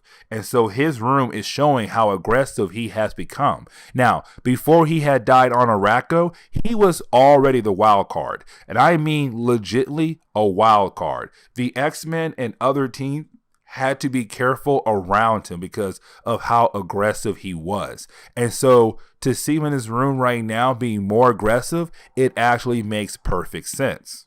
Now, we actually do pick up with Orphan Makers in the nanny's room. And of course, their room is all about protection, which of course does make sense. And the reason why, because when it comes to the nanny, she's basically been a character who always wants to protect children who are orphaned, no matter what their race is, meaning that they could be from Earth or possibly an alien.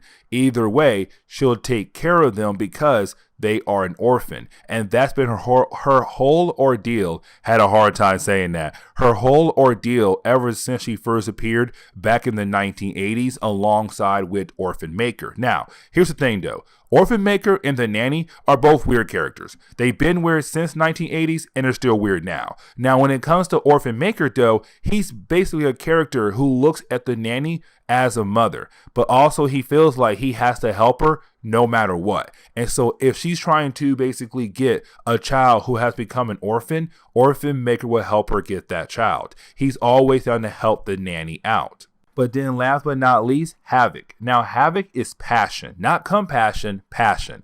Now, when it comes to Havoc, this is kind of reminding us about what happened in the first story arc of the Hellions, which was basically Madeline Pryor had returned and she tried to get revenge against the X-Men by going after Mr. Sinister first in the Hellions. Now, remember, Madeline Pryor is basically the clone of Jean Grey. And back in the 1980s, when Jean Grey was dead, Cyclops actually dated and married Madeline Pryor, not knowing that she was a clone made by Mr. Sinister. Now, with that being said, though, when he did find out, it was kind of like, well, I already have a child with her, but at this point, I already moved on and began dating, of course, Jean Grey again when she came back to life. And so Madeline Pryor went crazy when Cyclops left her and then turned into the Demon Queen. Now, of course, when she did become the Demon Queen, throughout the whole process, she was also falling in love with Havoc, and Havoc was falling in love with her.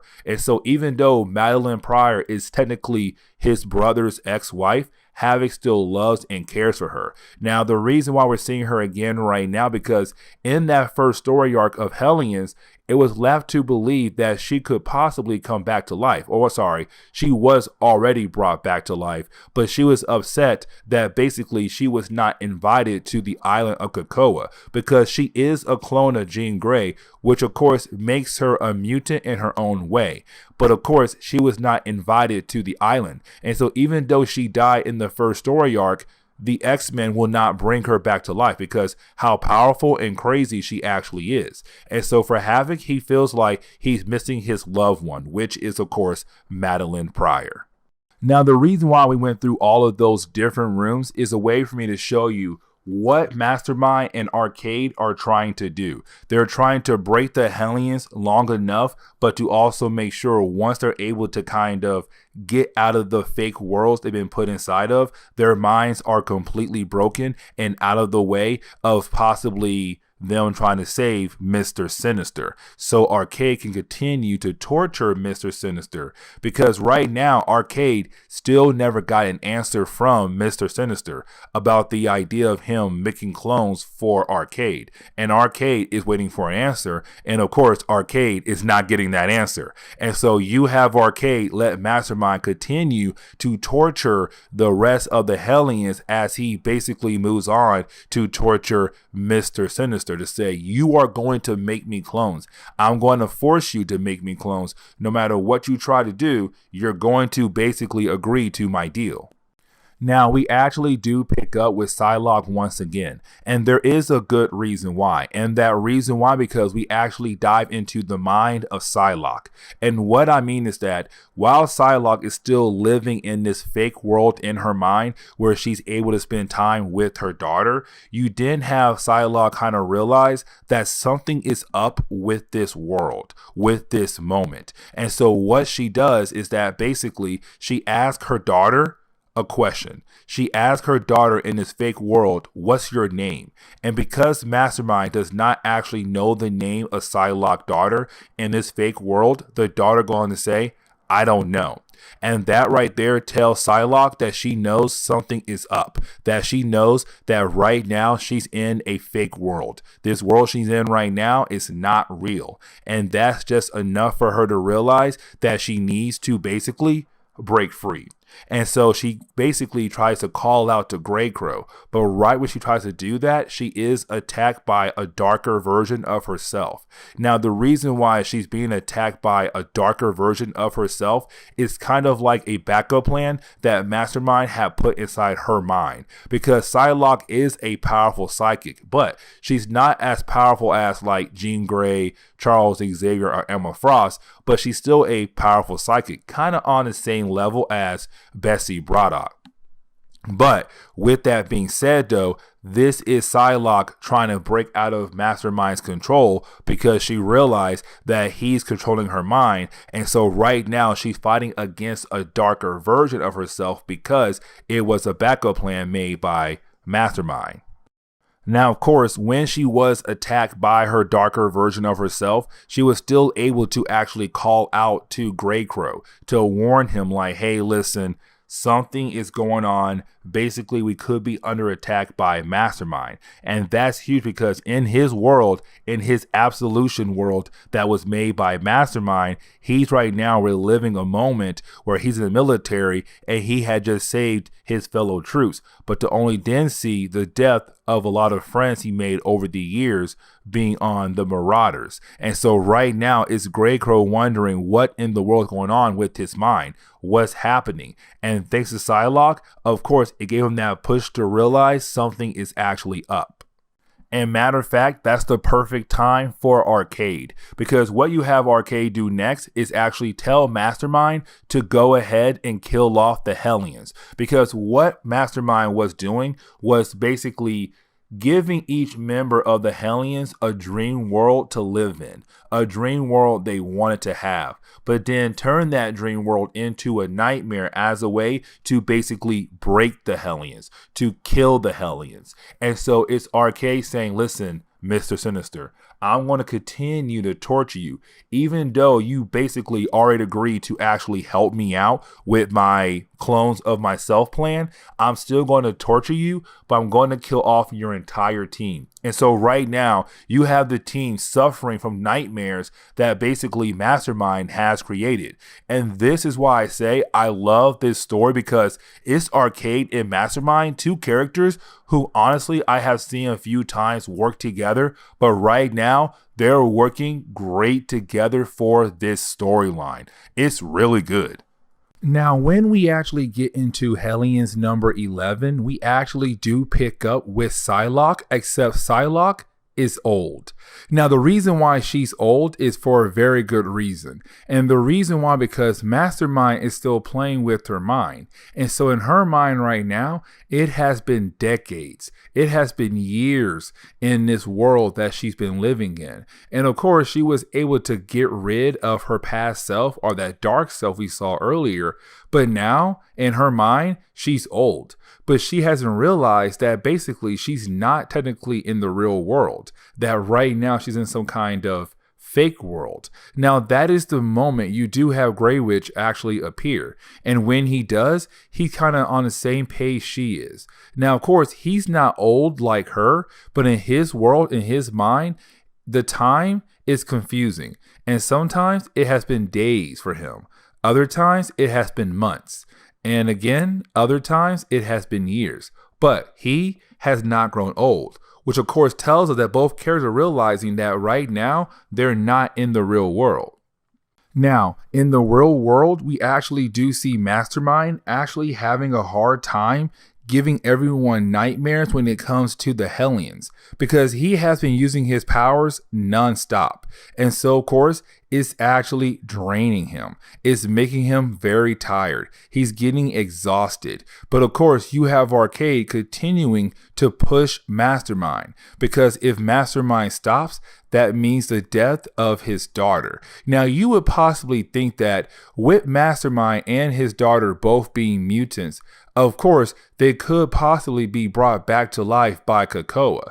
But the thing is, we have no idea if Mastermind had actually joined COPPA. Now, we do know Lady Mastermind did join, thanks to giant-sized Nightcrawler, but we have no idea if Mastermind, the father, had actually joined. Now, by this point, you actually do have Sinister continuing to work on Arcade's request, which of course is having clones of Arcade made to help Arcade build clones to actually help build Arcade murder worlds around the world. And so right now, Arcade is getting everything he wants because Arcade is in control. Now, you do have Mastermind actually try to control the mind of Miss Locke. And Miss Locke is kind of like Arcade's assistant. She's always around if Arcade is around the book. But right now, Miss Locke is being mind controlled by Mastermind. Now, you do have Arcade being able to actually stop Miss Locke from being controlled by reminding Mastermind that if he tries to use Miss Locke, Arcade will go ahead and kill off his daughter, Lady Mastermind. Now, we actually do pick up with Psylocke and Grey Witch. And remember, right now they're in their own minds thanks to Mastermind, with Mastermind playing with their minds. Now, this is where things get actually pretty huge. And what I mean by that is, basically, you have Psylocke, who is a telepath, begin the process of combining the minds of all the Hellions together. And I don't mean like she's taking all of their brains and putting together all their memories, but she is connecting their minds together as a way to kind of help them work together to fight against Mastermind's control. Now, they don't actually know it is Mastermind, but they do know that something is up, that the worlds they're living in is not real. And so it's her being able to kind of like build that connection. And with that connection, of course, it's too much for Mastermind to actually control. Now, there is a moment where you do have all the Hellions back together once again, but then Psylocke is taken over by her darker self. Now, of course, you would think, oh my God, Mastermind was able to actually win against Psylocke, but that is actually not the case at all. And what actually happened was you had Mastermind actually lose control with Psylocke's mind, meaning that Psylocke was actually able to break free. And so, of course, Psylocke is right now back in the real world attacking against Mastermind. Now, you do have Mastermind being able to stop Psylocke, but not by using his powers, but telling her, hey, listen, I was actually forced to do this. And you didn't have Mastermind basically use his powers on Arcade to control Arcade's mind, because this is Mastermind realizing if Psylocke is back in the real world, then Psylocke could basically help him free his daughter. And so you have Mastermind actually tell Psylocke, I didn't want to do this to you at all. I did not have any plans to come after you. I was basically forced by Arcade to come after you because he had my daughter. So please believe me, I was not trying to kill you guys or harm you guys. I was forced to do this because basically Arcade had my daughter as a hostage. Now, this is the moment where we basically find out that Mr. Sinister knew all about this. Like, he knew that Arcade would basically come to him and try to offer him a deal where Mr. Sinister would make a bunch of clones for Arcade. But he also knew that Arcade could possibly try to force Sinister as a way to make the clones for Arcade. And so Sinister and Mastermind were this whole time working together. And you have Sinister actually tell Psylocke this. Now, this is actually huge. And the reason why, because Psylocke is getting tired for actually working for Mr. Sinister. Remember, she's technically on the Hellions team only because Sinister has something on her. And what I mean is that right now, he's basically holding the idea of her daughter coming back to life. And so with the idea of her daughter coming back to life, thanks to the work of Sinister, she's doing anything she can for Sinister. And of course, that's her doing almost anything he wants her to do, which could be a lot of bad things like this right here. Because it was just Sinister as a way using the Hellions to kind of get rid of Arcade, but to also build another cloning facility for Sinister to use, but to also keep quiet from the Quiet Council. Remember, the Quiet Council is basically the government system that belongs to COPPA. But either way, he did all of this to just get another cloning facility. Now, the book does kind of end at a very quick pace. And what I mean by that is basically you have everyone coming together and getting ready to go back home to COPPA. But of course, we all know that this was Sinister once again using the Hellions as the way to get something he wants, and most of the team has no idea that he basically did that. But of course, they do go on with their day. Now, here's the big problem though. Not really a problem, but you do have Mastermind tell Psylocke that Grey Witch actually does like her, which of course we already kind of knew that Grey Witch kind of did like Psylocke and she liked him back. But of course the two characters, none of them are making the move. So right now they're kind of like, ooh, I like you, you like me, but they're waiting on each other to make a move. But either way, the book kind of ends on that note with Psylocke telling Mastermind to never talk to her ever again. And so this is where we're going to end today's comic book video. And so with that being said, please leave me a like down below and subscribe. But honestly, guys, I like this story a lot for the Hellions, and Zeb Wells did an amazing job.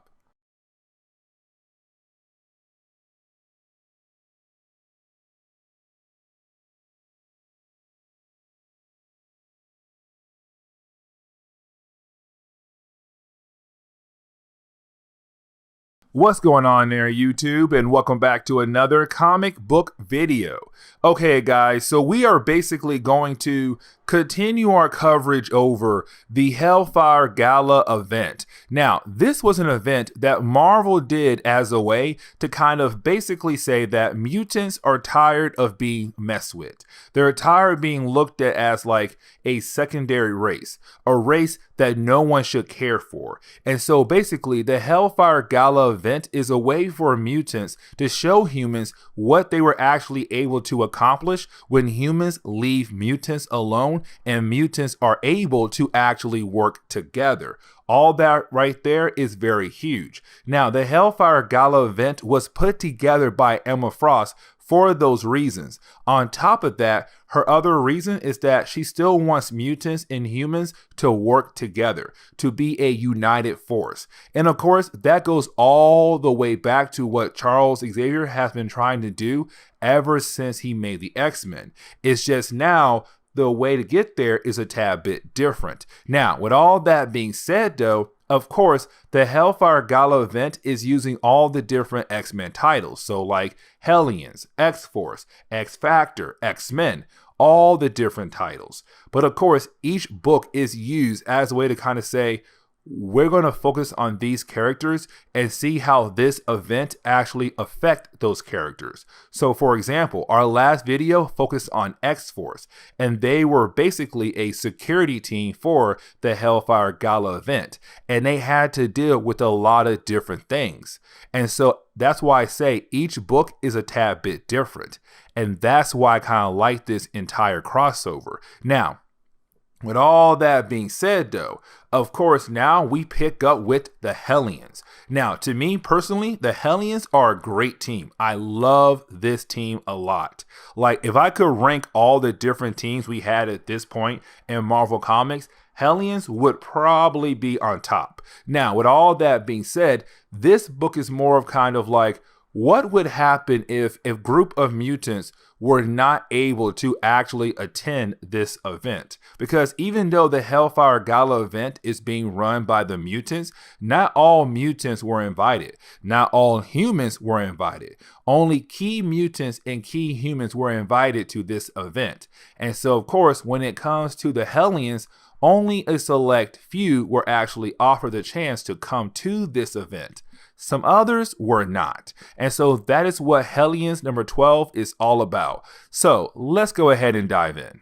Now, when it comes to the Hellfire Gala event, basically only a few select mutants were invited, like I said earlier. And so when it comes to the Hellions, only 3 characters were invited. One, Mr. Sinister. Now, of course, this makes sense because he's part of the Quiet Council. And remember, the Quiet Council is basically kind of like the government system of COPPA, that they come together to make big time decisions on different topics. Now, the other 2 characters are Havoc, which again also makes sense because Havoc is the brother of Cyclops and the brother-in-law of Jean Grey.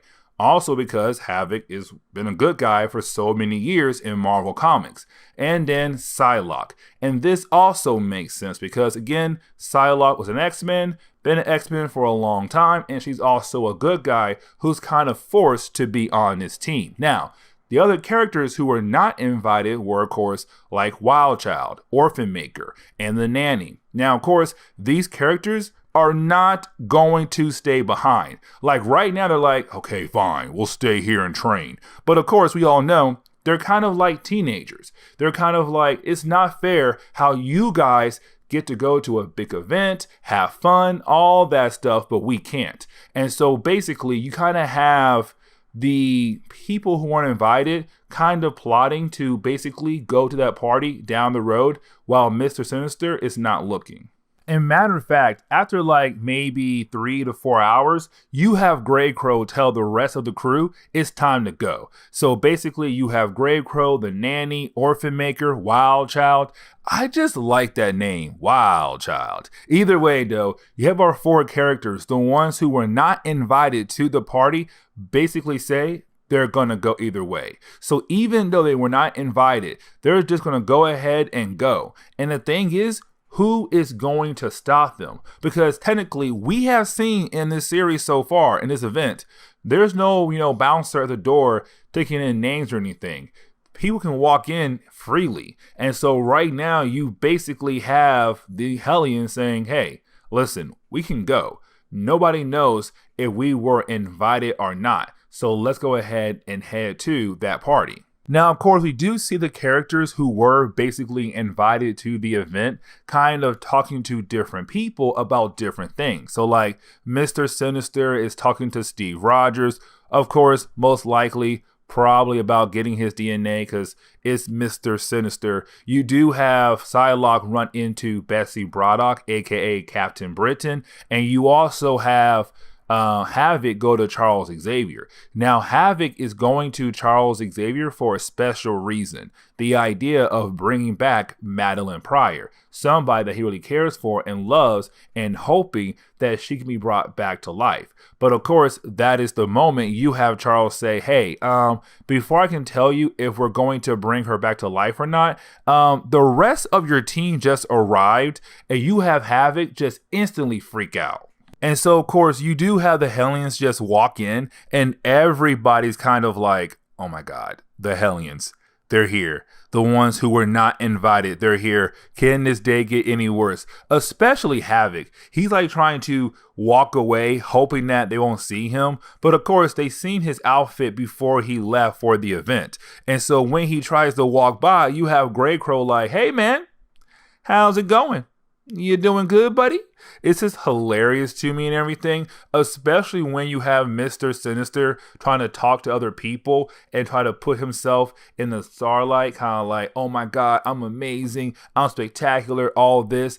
And then you have the nanny walk up and say some horrible things about him, where basically everybody else who was in that crowd talking to him or really listening to him just walks away because she ruined the moment. Like, this is why they weren't invited, because they're causing a lot of problems just being there in the first 2 or 3 minutes. Now, of course, you do have Grey Crow find Psylocke. And the reason why I say of course, because these two characters, they have been slowly beginning to like each other throughout this entire run. And of course, it's been small things here and there. And of course, Marvel does make it very obvious. But again, it's these two characters slowly getting together. And so you do have Grey Crow go over to Psylocke at the bar. Now, you do have Kid Omega walk up like, hey, y'all were not invited. I am going to kick you guys out. But you do have Psylocke say, no, they're with me. And if you try anything, I will tell your girlfriend Phoebe what you actually think about her dress. In other words, walk away, Kid Omega, walk away. Because remember, Kid Omega is part of the X-Force team, which of course was the security team for this entire event.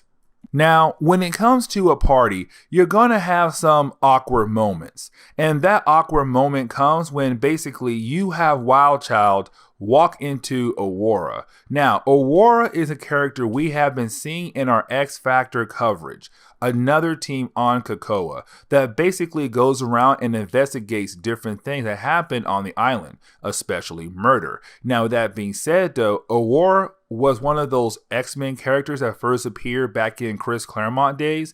I want to say it was X-Men number 120, and originally she was part of Alpha Flight, the Canadian superhero team. Now, at this point right here, of course, she's on COPPA with her brother as they both run the X Factor unit. Now, with that being said, reason why this is so awkward is because Wild Child and Aurora, they used to have a relationship. And of course, when things ended, that was the last time they saw each other. And so, of course, things are a tad bit awkward when she sees him at the party. Like, oh, Wild Child, you're here? This is awkward. But then we jump over to Havoc, and right now you have Havoc talking to Magneto. Now, this is Havoc basically talking to Magneto about the idea of bringing Madeline Pryor back to life, because Havoc does care for her so much and also misses her. Now, Magneto does give Havoc a hard time, especially when you have Polaris walk up and you have Magneto tell Polaris what Havoc was asking him. Now, the reason why it's so awkward is because Polaris and Havoc, they used to date. Like, literally right after they joined the X-Men, those two characters got together. Now, of course, things did not work out. You had Havoc and Polaris both move on. But either way, though, it's kind of awkward when you have your father telling you that your ex-boyfriend is asking about another girl. Really awkward for both people. Good job, Magneto. But either way, though, you do have Polaris realize what her father is trying to do. And so you have Polaris take Havoc away so that they can actually talk. Now, things only get worse because you do have Wild Child go over to Grey Crow and Psylocke to only tell them what's wrong with him. That basically he ran into his ex. Now, of course, this is one of those moments where you have your best friend, your guy friend, tell you, hey, go to her and show her how you changed, how you got better. That basically now you are a different man. And of course, you have Wild Child like, yeah, Grey Crow, you're right. I'm going to go over there and show her I'm a changed man. I'm a better man. Here I go. Now, while you have Wild Child doing that, two other things happen. You basically do have Psylocke kind of show Grey Crow that she's very intrigued by him and kind of wants to get closer to him, which we could actually possibly see down the road. But you didn't have Mr. Sinister be confronted by Exodus. And of course, this is Exodus just giving Sinister a message. Now, that message is that basically, apparently, Mr. Sinister had lost a friend. That's all we get to know, and the story does move on. Now, we do pick up with Havoc, and right now you have Polaris talking to Havoc. Now, remember, Havoc has been going around talking to Magneto and Charles Xavier about the idea of bringing Madeline Pryor back to life. Now, of course, the Quiet Council basically already had a meeting a while back, and they already said no. And so this is really Havoc more kind of begging and hoping to change their decision. But of course, it's kind of like, no, man, they're not going to do that for a lot of different reasons. And you have Polaris being that good friend to Havoc and trying to help understand that basically they're not going to do that. There has to be a good reason why they're not trying to bring back Madeline Pryor. But of course, it's her saying maybe you should move on. Now, we do jump back over to Wild Child. And right now, you have Wild Child basically about to walk up to Aurora to hopefully get the girl back. The problem is, though, if you guys have not been following our coverage over X Factor, well, basically, Aurora is dating Dakin. And so, of course, when you have Wild Child try to find Aurora, and when he does, of course, she's making out with Dakin. And this right here just ticks Wild Child off, because you have to remember, when it comes to Wild Child, his mind is really animal like, and of course some animals, they do fight against each other for being the leader, but sometimes for a lady. And so this is Wild Child wanting to fight against Dakin, thinking that if he wins against Dakin, that basically he'll get Aurora back. But of course you do have Grey Crow jump in. Now, of course, with Wild Child going crazy, and you also have Orphan Maker, I want to say he's drunk, and the nanny also kind of crazy, you do have Magneto and Magic having no choice but to kick out literally almost all the Hellions just to keep the party going, because Emma Frost wants this entire event to run smoothly. And so that means that basically, if you have some mutants causing drama right now, kick them out. And of course, the Hellions were kicked out. Now, of course, you do have the Hellions being able to actually arrive back to COPPA. And of course, they're very upset about the idea that basically they were kicked out of the party. Now, with that being said, though, of course, that is the moment we find out that they missed the big moment, the big event. And remember, at the end of the Hellfire Gala Part 1, basically Emma Frost showed the humans something very important and big, but of course it was at 1 o'clock. And so when the Hellions got kicked out, they literally just missed it. Again, it's Marvel teasing us kind of like, hey, the mutants did something big. We can't tell you what just yet. Keep reading the series and you might find out. But of course, again, the Hellions missed the big event. Now then they get word that apparently they're about to miss the fireworks. Now, of course, Psylocke was able to kind of connect her mind to somebody else who's still at the event to show the Hellions the fireworks. And of course, they're all excited. Now, Mr. Sinister arrives back home to COPPA, very happy about to do something else that could most likely cause the X-Men problems down the road. But of course, he's just happy to be back home. But of course, when he does arrive, he does see his team kind of just staring into the sky, confused on why they're doing that for. But this is where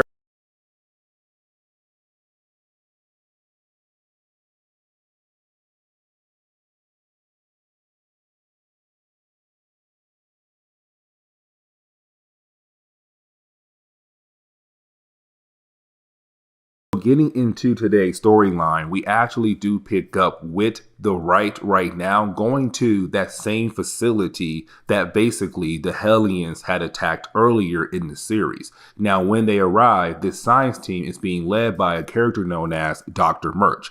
Now, you do have Dr. Murch realize that the Hellions had basically taken the baby, but the baby is actually an AI program that Dr. Murch wants back. But as they're walking around, you do have the other two assistants come to him and say, hey man, listen, this is what we found out, that basically the AI program, the baby that the Hellions had took, was able to create different things, but like a mutant as well. And that right there is very huge, because now you're talking about the idea that an AI program is able to create something kind of like a mutant. And so with that, you do have Dr. Murch say, okay, our AI program is in their hands, and I want that thing back right now, because this right here is a huge discovery. And so you do have Dr. Murch call in the Zeta team. Now, the Zeta team is told to us to be a team full of psychopaths, which honestly fits the bill for this series. Hello, the Hellions are also a team full of psychopaths. So why not send in another team that's also full of psychopaths? Either way, this is Dr. Murch telling the Zeta team to go find the Hellions and get that baby back here now. And so while you have the right now getting ready to attack the Hellions, or really the island of COPPA, to get the baby back, we actually do pick up with the nanny, and we can still confirm that she still has the baby, but she's the only one on the team who knows about the baby being there, which honestly, I feel like somebody should know by now. Just walking around and hearing this AI baby basically making a bunch of baby sounds. But I guess not. Either way, this is our confirmation that she still has the child in her possession. Now, the next section of this book is really more of reminding us who is on the team right now. So we do see Grey Crow, Empath, and Wild Child. Now, the three guys are basically talking about different things that happened to Empath and Wild Child in the last couple stories, which honestly is not important for this storyline today. Either way though, while the three guys are talking to one another, you then have Psylocke walk by, Kawanin. Now, you do have Grey Crow follow her so that he can talk to her, and for two different reasons. The first is that he wants to make sure that she is okay, because in the last storyline, the Hellions had to deal with Arcade and also Mastermind. And those two characters together did a number to every single member of the Hellions' minds. They got hit hard mentally. And so it's Grey Crow want to make sure that Psylocke is okay. But on top of that, it's also Grey Crow still showing us that he has some kind of feelings toward Psylocke, that he wants to be with her. But you didn't have Psylocke tell Grey Crow to stay away from her. Now, she does like him, but she has a good reason why she's telling him to stay away from her. But getting back over to the nanny, you do have the nanny going back to her room to basically check up on the baby. But when she does arrive in the room, you have Orphan Maker in the room as well. And this is really Orphan Maker trying to be the big brother to this child, because Orphan Maker still somewhat looks up to the nanny as a mother. And so for Orphan Maker, he's kind of like, listen, if she has this new baby and she's basically a mother to me, then I need to be a big brother to this child right here, this robotic child really.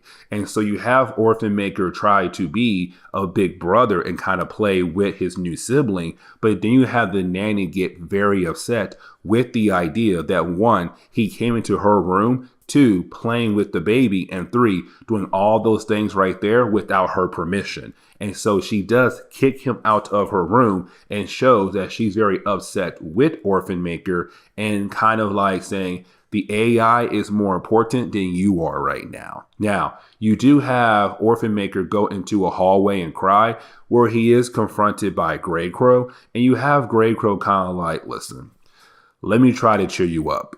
Let's go clean some guns or put some guns together and have some fun, because listen, you need something different to take your mind off whatever is bothering you right now. But then we actually jump over to Mr. Sinister. Now, when we do, we actually see Mr. Sinister right now talking to Mastermind. Now, remember, at the end of that last storyline where Arcade and Mastermind had worked together to attack the Hellions, but we came to find out that Mastermind was being forced by Arcade to help Arcade out to attack the Hellions. But at the end of that storyline, Mr. Sinister had Mastermind actually set up a new cloning facility in the same base that had just belonged to Arcade. Now, of course, we really don't have an idea what Sinister is trying to do with this new cloning facility, but we all know it has to be something bad. Now, when he hangs up the call with Mastermind, Sinister thinks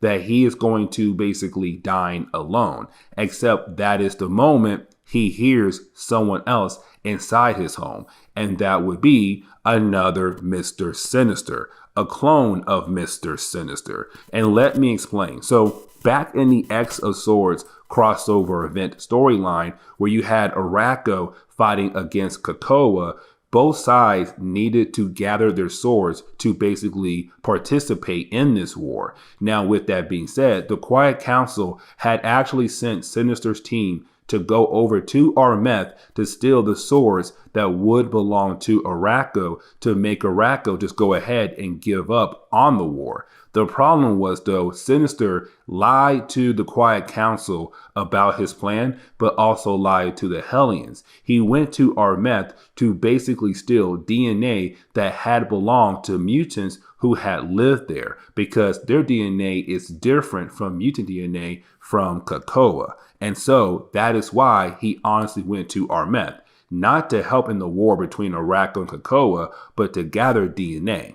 Now, when it comes to Sinister, though, he didn't really go himself. Matter of fact, he made a clone of himself to send into Armeth to gather that DNA. And then when the Hellions all came back to Krakoa, he killed them all off and then basically took the DNA to begin to experiment on the DNA. And so he thought he killed off his clone that he had sent into Armeth to gather that DNA, but to only kind of find out his clone actually did not die. Now, you do have this clone basically tell Sinister that he's back to get revenge, but on top of that, the clone of Sinister is now working for Tarn the Uncaring. Now, Tarn the Uncaring is actually the leader of this group of mutants that were living on Armeth, but he's a very powerful mutant. And so with that being said, it's right now the clone of Sinister telling the real Sinister, you should be very scared because Tarn is on his way right now to basically get revenge against you for stealing DNA that does not belong to you. And so you do have the real Sinister basically call for help. And so he does hit the alarm that tells the rest of the Hellions, hey man, listen, your boss needs help. Get up here and basically help me out. Now, you do have all the Hellions run upstairs to see what's going on with their boss right now. But when they do get up there, they're kind of like, wait a second. Why is there two Mr. Sinisters? There should only be one Mr. Sinister. And so that is the moment you have the clone basically tell the Hellions the true story of what happened to them on Armeth. And the reason why I'm saying that, because back in X of Swords, like I said earlier, the Hellions went into Armeth thinking they were going to steal swords to stop the army of Araco, but to only really go there to steal the DNA that had belonged to mutants who lived in Armeth. Now, the reason why they don't remember none of that, because Mr. Sinister made sure when they came back to life, that moment right there was wiped out of their mind, so that when they came back to life, they do not remember going to Armeth and basically getting there and getting their butt whooped by Tarn the Uncaring and his group of mutants who all live in Armeth, because they all died fighting against Tarn the Uncaring and his group. And so when they all died, Sinister took the DNA from his clone and then basically said, cool, mission accomplished, I'm done. But now his sins are basically catching up to him because he thought his clone died along with the rest of the Hellions in Armeth, but to only come to find out his clone survived. And now his clone is spilling all of his secrets to the Hellions, which of course kind of like, they're going to hate you now. But this is also the moment where you do have the clone of Sinister tell everybody in the room that even though he was supposedly killed off by the real Sinister, he actually survived and he actually joined Tarn the Uncaring group. And that is the moment he does bring in Tarn the Uncaring group to basically attack the Hellions as a way to say, this is a rematch because the last time you guys fought these guys, you lost. So now you guys, the Hellions, can try to fight these guys again and see maybe you guys will do a better job. Who knows? If you die again this time, my mission is complete. But then we jump over to Arakko. Now remember, recently Arakko was actually moved to Mars to kind of give the Arakko mutants somewhere else to live without causing problems on Earth. Now with that being said though, when it comes to Arakko, they also have a government system known as the Ring. It's very similar to what COPPA has with the Quiet Council. Now with that being said, when it comes to the Ring, one of the people who basically sit at the Ring is Storm, and the other one is Tarn. Now, Storm right now is telling Tarn that he is not allowed to attack any mutants at all on COPPA. Actually, he's not allowed to attack anybody on Earth at all. Now, for Tarn, he feels like he has the right to actually do that because of what Mr. Sinister did back in the X-Asaurus crossover, which was basically taking his DNA. And so this is Tarn saying, I feel like I have the right to do what I want to do, but on top of that, no one here can actually stop me. Now, when he makes that statement, you do have most of the people of the Ring kind of remind Tarn that he may be powerful, but there are also other powerful characters on the Ring. And so meaning that if he does break what they said do not do, the rule, he'll basically have to pay for it by going up against one of them. Something he really does not want to do. But of course, in his mindset, he's kind of like, I'm not scared and I might still actually do it. Now, the reason why Storm is on the Ring is because they need somebody from COPPA to make sure that the Iraqians do not do anything crazy like attacking the Earth or other planets across the universe. Now, later on that night, we actually do pick up with Tarn once again, except this time you have Tarn in his home waiting for word that basically his group of mutants were actually able to find the thieves who had stole his DNA and other mutants' DNA that are from Arakko. And of course, a portal does open up, a fish flies through, not an actual fish, this metal fish. Either way though, it flies through and this fish is actually a message to tell Tarn that they were able, or his group was able, to find the thieves that had stole his DNA. But getting back over to the Hellions, the Sinisters, and also the group that belongs to Tarn. Oh, by the way, the group of mutants that belong to Tarn the Uncaring is actually a group named the Lucas Vile. And the reason why they have that name is because when it comes to Tarn the Uncaring, he's basically able to play around with your mutant DNA. And sometimes that can alter your body. But if you are able to actually survive his mutant ability, you join this group right here known as the Lucas Vile. Now, with all that being said, though, right now they're very upset at the Hellions for two different reasons. The first is that the Hellions were actually killed off by these guys. And so for the Lucas Vile, they're kind of like, usually when we kill somebody, they stay dead, because when we do kill you, we're killing you in the name of our God. And so when you come back to life, you're basically destroying what we actually did for our God, which was killing you off. Because remember, when it comes to COPPA, they have the ability to bring someone back to life. Now remember, it's not really them coming back to life. It's really more of them making you a new clone body and then download your memories into that new clone body. And so when it comes to the Hellions, they died, but they came back to life. And so for the Lucas Vile, they're kind of like, we killed you in the name of our God, and here you are right now alive again.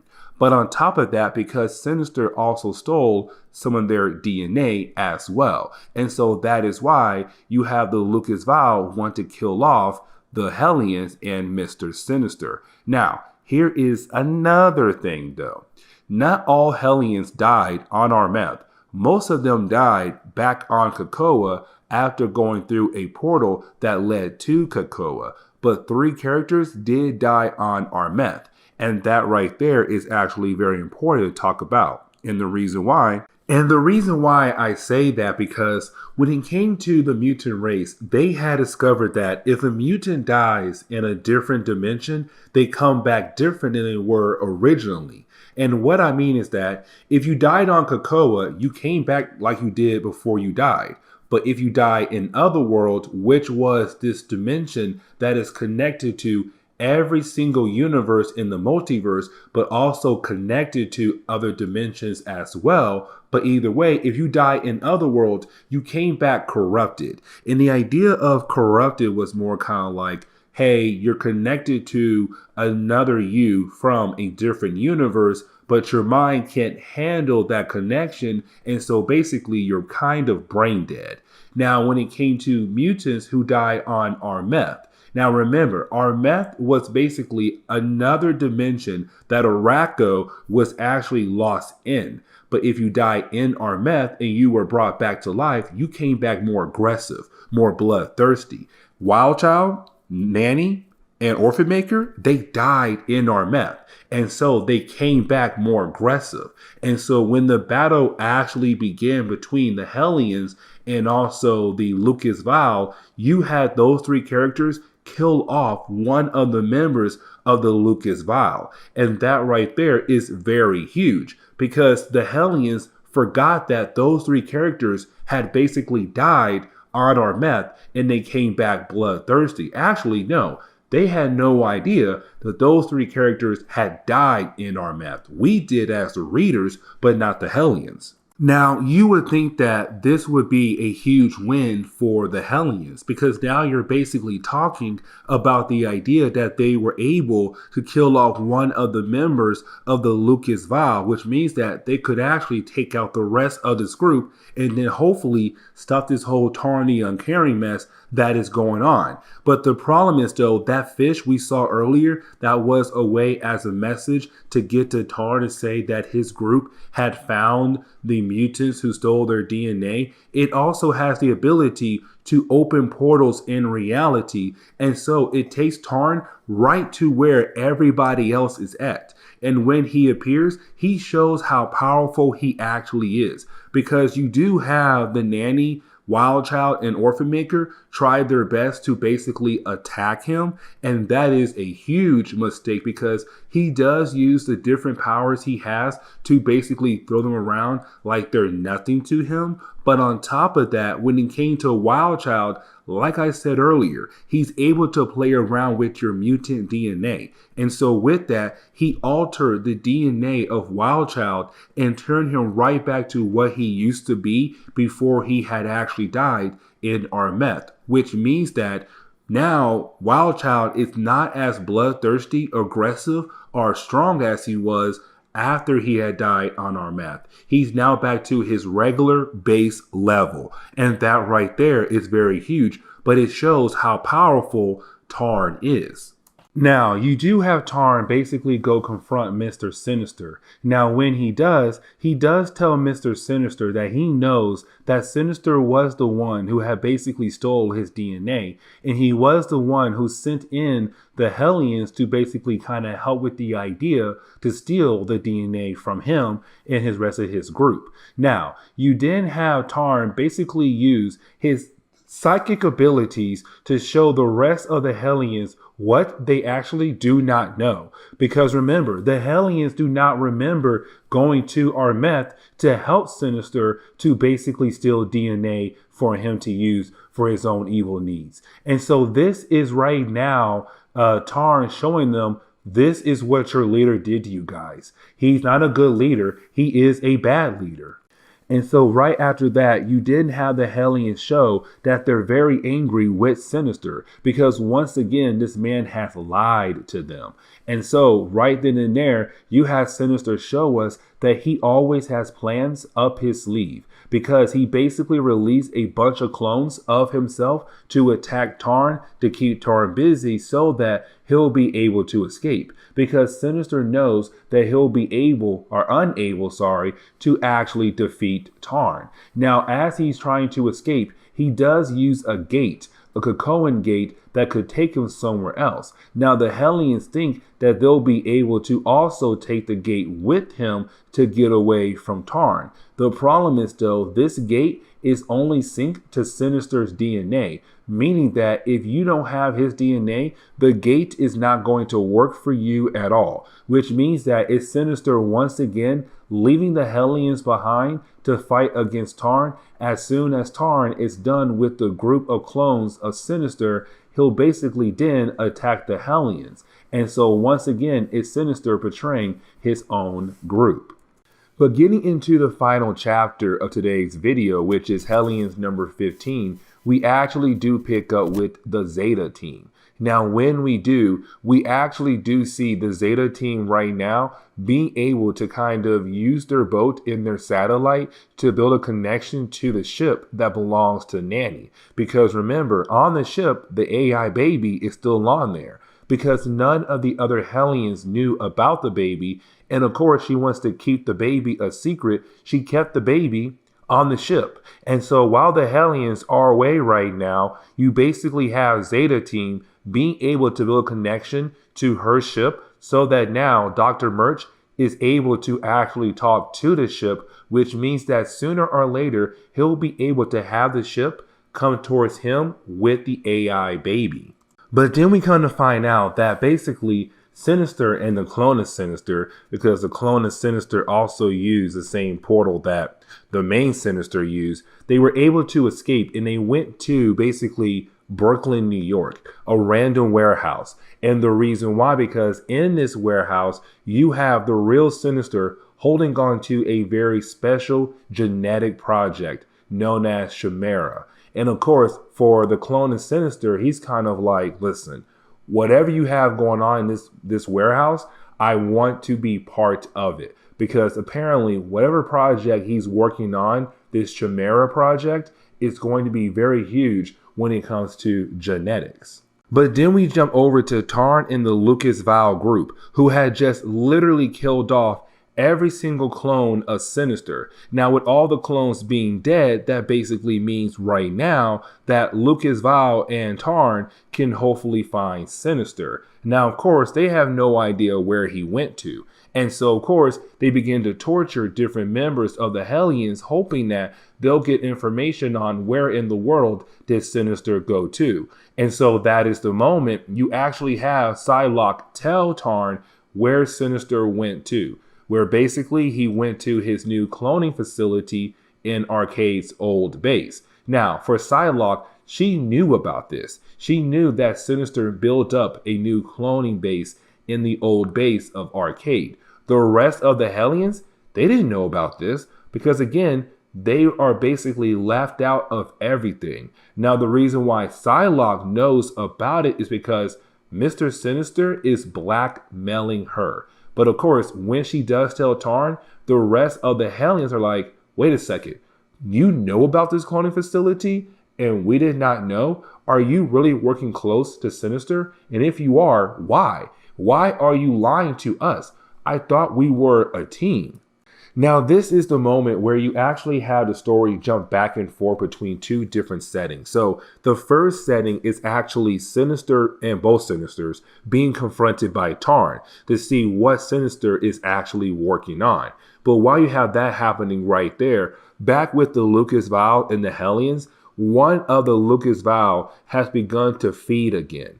And this is actually very important. And the reason why, because when it comes to the Lucas Vial, they're part of a thing known as the damnation cycle. And with this cycle, there's a very end of this cycle where basically one of the Lucas Vial gives birth to a bunch of infants. But these infants are just creatures that are going to eat away at everything in the universe. Now, if the infants come out prematurely, then the master of the person or the creature that's holding the infants must send the creature and the infants into a black hole to make sure they're basically wiped away before the entire universe is basically wiped out. And so you do have Tarn right now talking to Sinister and seeing what he's working on. But then you have another member coming to Lucas Vial, or from Lucas Vial, sorry, telling Tarn, hey boss, listen, big guy, he began to eat again. And right now, he's entering the last cycle, or the last part of the damnation cycle, which is a problem.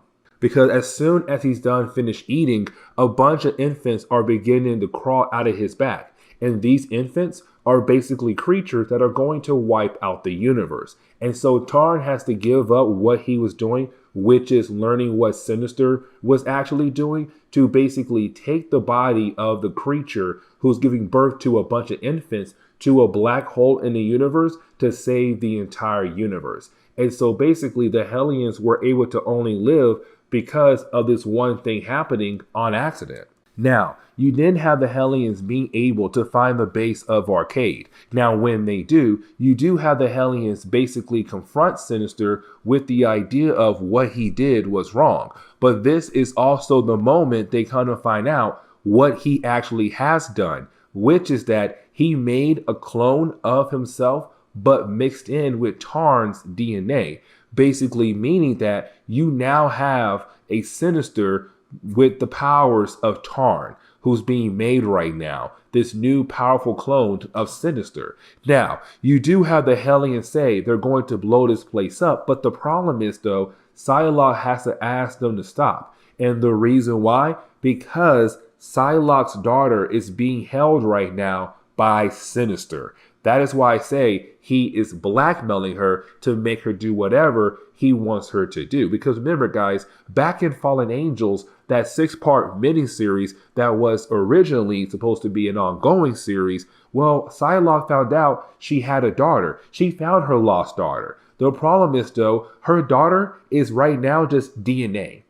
But it's DNA kept in a computer. And so with that, you have Sinister say that her DNA is different from the other DNAs that are being held in Cerebro, where there's no copies of Psylocke's daughter to basically kind of give birth to her daughter. Meaning that if Psylocke and the Hellions blow this place up, the one copy of Psylocke's daughter DNA will be lost forever. Where other mutants, they have backups made for a reason.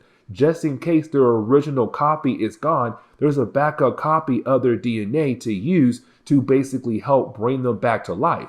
But for Psylocke's daughter, there's just one.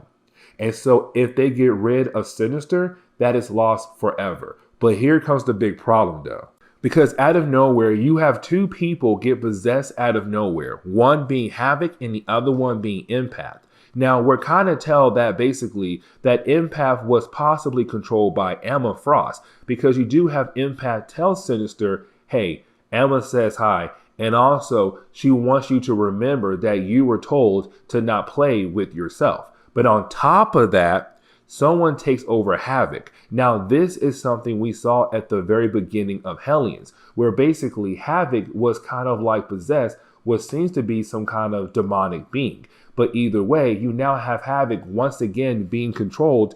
And right now, you have Havoc going crazy and begin to use his powers as a way to blow this place up. Meaning that getting rid of Psylocke's daughter, getting rid of Sinister's new Chimera project. Everything is gone just like that. And this is where we are going to end today's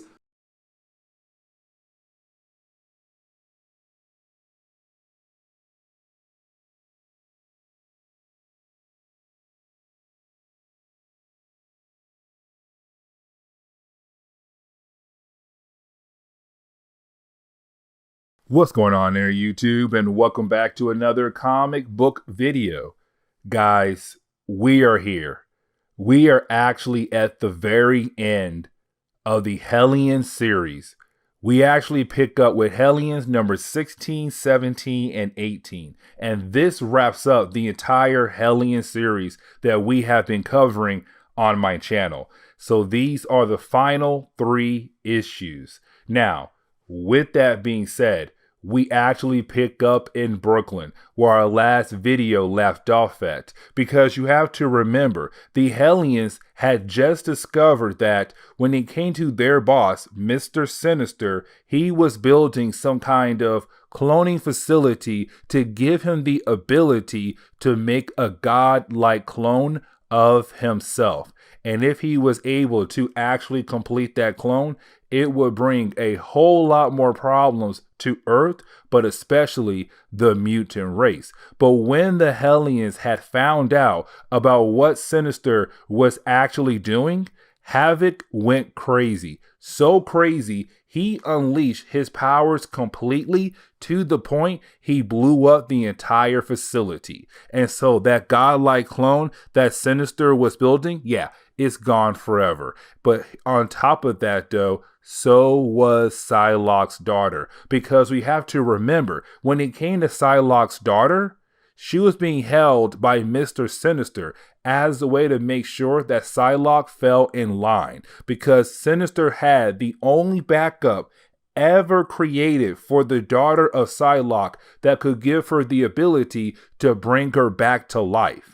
And so Psylocke had no choice but to work for Sinister. But when the Hellions found out about what happened here in this laboratory, Havoc went crazy. On top of that, in our last video, the Hellions found out that Sinister basically used them to gather Arakian's DNA back in the Exosaurus crossover event. And so, with all that happening in our last video, and now with this video right here, you have the Hellions badly injured because, again, Havoc blew up the cloning facility that belonged to Mr. Sinister. But right now, the question is, what comes next for this team? Because right now, they're all badly injured. They're all badly hurt emotionally, especially Psylocke. And so you have each character kind of wondering, what is the next step for them after this moment? And so that is the moment you have the X-Men arrive, the new X-Men team that's being written by Gary Dugan. And so right now you have the X-Men team say, hey, come on, let's go. We came here to take you guys back to COPPA. And so then we actually pick up with the Hellions in the Healing Garden. Now with the Healing Gardens, of course, like the name says itself, it gives people the chance to actually heal up after going on a different mission, no matter what team you're actually on. Now, with that being said, we do see Emma Frost and Cyclops watching over the Hellions, but they do have a meeting in private. Now, at first, it's really more of Cyclops showing concern for his brother, because in this entire series, Havoc would just have some crazy moments and then just try to blow up places left and right. And so this is Cyclops telling Emma Frost that he's actually worried for his brother. Now, for Emma Frost, she's kind of like, hey, it's okay, because honestly, your brother right now is a hero. If he did not blow up that last place, the cloning facility that belongs to Sinister, Sinister would have the chance to release a clone of himself as a god. And that right there is a huge no-no. Now, on top of that, though, we did learn at the end of our last video that Impact was the one who would use his powers on different team members of the Hellions, because when it comes to Impact, he has the ability to make you feel some type of way. So if he wants you to feel crazy, angry, or happy, he could actually do that. Now, you also have Emma Frost telling Cyclops about Kawanin, because right now she is trying to leave. And that right there is a huge problem, because Kawanin is one of the many captains of COPPA. Oh, by the way, if you have no idea who Kawanin is, she's actually Psylocke on the Hellions team. But This is Emma Frost actually asking Cyclops to talk to her so that she will not leave the island, because she's planning to actually leave Krakoa forever. But then we shift our focus on the actual Hellions team in the Healing Gardens to kind of show that right now this team is basically fractured. And what I mean by that is you do have Grey Crow actually tell Empath that he is going to kill Empath. And the reason why, because Grey Crow knows that Empath used his powers on Havoc to make Havoc go crazy. And Grey Crow told Empath, if you ever use your powers again on anybody on this team, I'm going to kill you. And so this right now is Grey Crow telling Empath that basically I'm going to kill you. Now, then we have to shift our focus over to Nanny and the Orphan Maker. Now remember, when it comes to Orphan Maker, he's really a grown man but has the mind of a child. And originally the nanny would take care of Orphan Maker, but in our last video she got a robotic baby, an AI baby, and so all her attention has been basically focused on the baby and ignoring Orphan Maker. And for Orphan Maker, he does not understand why she so much loves the baby over him when he came first and always been there for her. And we also see that there is some problems between Psylocke and Wild Child as well, because we have to remember, when it comes to Wild Child, he's more like an animal rather than a regular human, because the way his mind works, he thinks like an animal. And so if you basically beat down on him in some kind of way, he looks at you as a leader, a pack leader. And so he looked at Psylocke as a pack leader because she basically beat down on him earlier in this series. But of course, she's kind of like, I want to be left alone, because now she has to figure out a way to possibly bring her daughter back, which honestly, she may not find another way to actually bring back her daughter. Because again, remember, Havoc blew up the entire cloning facility where Sinister was only keeping the one backup copy of Psylocke's daughter at. And so with that entire lab being blown up, now her daughter could most likely not be brought back to life. But after you have Psylocke say goodbye to Wild Child, you then see her be confronted by Cyclops. Now, this is Cyclops really hoping that maybe he'll be able to actually convince Psylocke not to leave. Like, he's really hoping that maybe he can actually talk around the idea of leaving Krakoa behind, and Krakoa losing one of their best war captains at a time like this. But for Psylocke, in her mind, she's like, why would I stay? There's nothing left here for me. But on top of that, I want to go out into the world and hunt down the bad people in the world without worrying about the idea of disrespecting this island or following some kind of code. And so this is her saying, it's all my fault. I lost my daughter. I should have done something else to get my daughter back. And now she's gone forever. Now it's Cyclops saying, it's not your fault though. Like, Sinister made you play dirty with the idea that you might get your child back. But for Psylocke, she still failed as a mother. And so she wants to leave the island now. But then we see another meeting going on. And this meeting actually takes place between Havoc and Emma Frost. Now, this meeting is actually very important. And the reason why, because it's Emma Frost wanting Havoc to feel happy about the idea that he was able to stop Sinister from becoming a god. But for Havoc, he's like, I destroyed an entire lab. In that lab, there was only one way to bring back Psylocke's daughter. And now that way is gone forever. So how can I feel happy about that? But Emma Frost knows what makes Havoc happy. And so she tells Havoc, hey, I talked to the Quiet Council and we are going to bring back Madeline Pryor.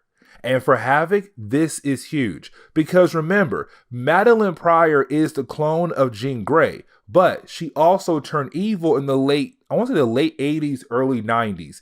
Either way, though, Havoc and her fell in love with one another. But the question was, why didn't the mutants of COPPA bring her back to life?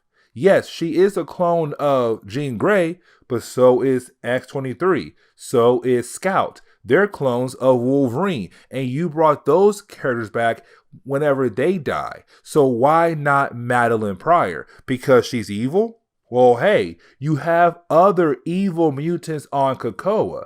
And so at first, they did not want to bring her back to life, but this is Emma Frost telling Havoc, we are going to bring her back to life. Just for you. And Havoc is happy. Now, once Havoc leaves, you do have Impact appear, which honestly, we knew that Impact was working for Emma Frost.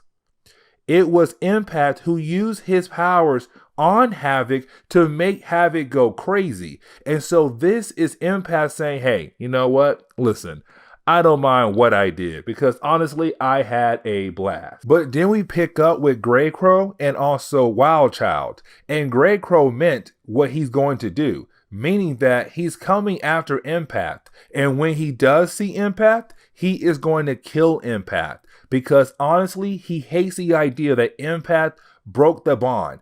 Do not use your powers on your fellow teammates. And he did. And when he did use his powers, he made Havoc go crazy. Havoc blew up that laboratory, and now Psylocke cannot get her daughter back. And for Grey Crow, the woman he loves is now in pain. So yeah, he's coming after Impact full force. But then we actually pick up with the nanny. Now, when we actually pick up with the nanny, right now, she's trying to take care of the new baby that she had received earlier in this series. Now, remember, this baby is an AI, a very special AI. And you'll see what I mean here in a moment. But while she is trying to take care of this baby, she is basically contacted by Harold, her husband. This is huge because we met Harold in our last video. Harold is the lead scientist for the Right, this new evil, not really new, they're old, but this old organization in Marvel Comics that wants to kill off mutants. But Harold is the lead scientist in that organization. But he realized that because he was married to the nanny a long time ago, and the nanny was also part of the Right, he has the ability to control her ship because he still has all the access codes to her ship. But this is him coming after the baby, the AI baby that the nanny's right now taking care of. And there is a very good reason why he wants that baby. And you'll see why here later on in the story. But with Harold Munch being able to take over the ship and basically attack the nanny, get the baby, and blow up the ship, it's kind of like, man, well, there goes her brand new baby. And you do have Orphan Maker check up on the nanny because for years and years and years and years, Orphan Maker, his mindset is set as a child, but on top of that, he looks at the nanny as his mom. And so when he sees the lady who supposedly is his mom's ship blow up, he's very concerned for her. He goes over there to see how she is doing, but she does not care for him right now because we have to remember the nanny, Orphan Maker, and also Wild Child, they died on Araco. And back when Araco was actually in another dimension known as Armeth.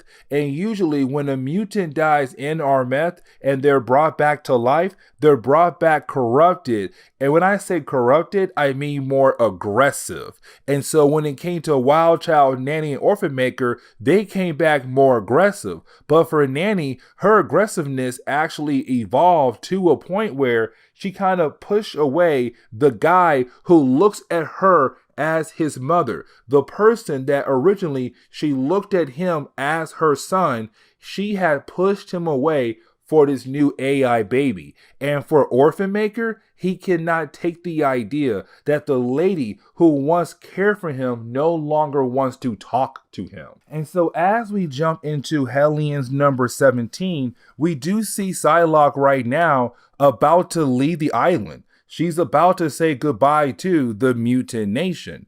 And on top of that, while she's trying to leave, you have Emma Frost, being Emma Frost, trying to tease Psylocke for actually giving up on the mutant nation. She feels like that even though she lost a chance to have a daughter in this world, Psylocke should stay here and help build up the mutant nation. But for Psylocke, why should she? And so while she's trying to leave, that is the moment you have the Stepford Cuckoos appear. Now remember, the Stepford Cuckoos are the clones of Emma Frost, but when they do appear, they come here to tell Emma Frost and Psylocke some bad news. Like, hey, the nanny, her ship was attacked by the Right, and they basically took her ship, but also the new baby that she had on the ship as well. Now remember, no one else in the Hellions group or the mutant nation knew about Nanny having a baby, an AI baby on the island on her ship. And so this is huge news to them right now. But then things get even worse. Because Orphan Maker knew what actually happened to the nanny, and when the Stepford Cuckoos were talking to the nanny about what happened to her in the Healing Gardens, Orphan Maker heard all of that as well. And so he knows, okay, so the Right, this evil group who's right now being run by the nanny's ex-husband, Harold, he took her ship, took her new baby, and now my mother, the nanny, is very upset. And so you have Orphan Maker say to himself that he is going to handle this problem. And so he stole a ship from Krakoa and heading over to where the Right is actually at. And for Psylocke, she's kind of like, that's not good, because he'll kill everybody in the Right just to get approval from the nanny. And so this is Psylocke saying one last mission as a captain to bring back a lost team member. Now we do pick up with Harold, the lead scientist of the Right, and his science group watching what's happening right now outside their base, which is Orphan Maker going on a rampage. This dude is just gun blazing, shooting up places left and right just to get inside the base. And they're freaking out. They're like, hey, we got to release the Zeta team to protect this place right now because Homeboy is very armed. But then we jump back over to Psylocke. And when we do see Psylocke right now getting ready to leave on a jet to fly over to where Orphan Maker and the Right are actually at. But while she is trying to leave, that is the moment she is confronted by other members of the Hellions team. And this is kind of like one last hoorah. Let's work together one more time to save our lost team member. And so you have Havoc appear, you have Wild Child appear, you have Grey Crow appear. They're all here to basically help out Orphan Maker. But while they're trying to get on the jet, that is the moment you have Empath appear. Now when he appears, Grey Crow wants to kill Empath there and right now. But Psylocke stops Grey Crow, saying, nope, don't kill him, let him be. But he is not coming on this mission because he is somebody that we cannot trust. And as soon as she says that, he realized what he did. He actually had a group of friends that he has now lost because he used his powers against his own friends. Even though he was a spy for Emma Frost, it doesn't matter. Because of what he did, his team no longer trusts him. They don't want him around at all. And so Empath gets left behind while the rest of the Hellions go try to save Orphan Maker. But when we actually jump over to Orphan Maker, we see him right now just kicking butt left and right. This is a guy right now who's trying to say, you guys went ahead and messed up now. You thought it was a good idea to take my mom's new baby? Nah, that's not okay. And so you have Orphan Maker just kicking butt left and right, and these guards are just freaking out. But then we actually pick up with the Hellions arriving to the facility that belongs to the Right. Now, when they do arrive, they are actually confronted by Zeta Team. Now, Zeta Team is actually a group of characters who are not really important to talk about. The only thing you need to know about Zeta Team is that they're really good at doing their job, which is protecting the facility that belongs to the Right, going on different missions to kill off specific people that the Right wants dead, or recovering lost items that the Right had lost over time. Either way, right now, their goal is to fight against the Hellions, which honestly, I feel so bad for them because they should have known they were not going to win this battle at all. And so you have the Hellions just beat down on the Zeta team like it's nothing. I mean, whew, it's rough. But then this leads into the downfall of Orphan Maker. Because when he actually reaches the room where they were holding the scientist, Harold, and his other two scientists, and the baby, well, you do have Orphan Maker get in there, take the baby away from them. Now, he feels accomplished. He feels like when the nanny sees him, she's going to love him for what he had actually done for her. Well, except she doesn't. When she walks into the room, she shows that she is very upset about the idea that now her new baby is upset. And so she does show anger towards Orphan Maker, except here is the big problem. The baby that she took was an AI baby with the ability to make itself a mutant, but on top of that, to hate mutants. And so when she picked the baby up, it realized that she was a mutant, and so it kills off the nanny. And that right there ticks off Orphan Maker so much, he turns around, he grabs Harold, snaps his neck. Other two scientists that worked for Harold, yeah, they're dead as well. But this had just sent Orphan Maker into a killing rage. But here comes the problem though. Because when you have the Hellions being able to catch up with Orphan Maker, who's right now back outside the facility, he was so mad and full of rage, he just killed off two innocent people. These were just rangers out there in the desert, just driving around, hearing a lot of gunshots. And when they arrived, they found Orphan Maker. But because he was full of rage and hatred, he just shot up everything he saw and he killed off two innocent men. And that right there is a huge, huge no-no. Because right now it's Orphan Maker breaking one of the laws of COPPA. And so getting into the final issue of this series, Hellions number 18, and oh my god, this book is so sad, but with the final book of Hellions, we actually do pick up with the Hellions right now coming back to COPPA. Now, when they do come back to COPPA, of course, they are going to visit the Quiet Council. Now, remember, the Quiet Council is really more of a group of characters who are really the government body of COPPA. And so with them right now going to see the Quiet Council, this is the Quiet Council saying we are going to handle a very particular situation that happened earlier in the day. Now, the first person they want to talk about actually is Orphan Maker. And the reason why, because Orphan Maker did kill off two innocent people. Two people who were just stopping by because they heard a bunch of gunshots.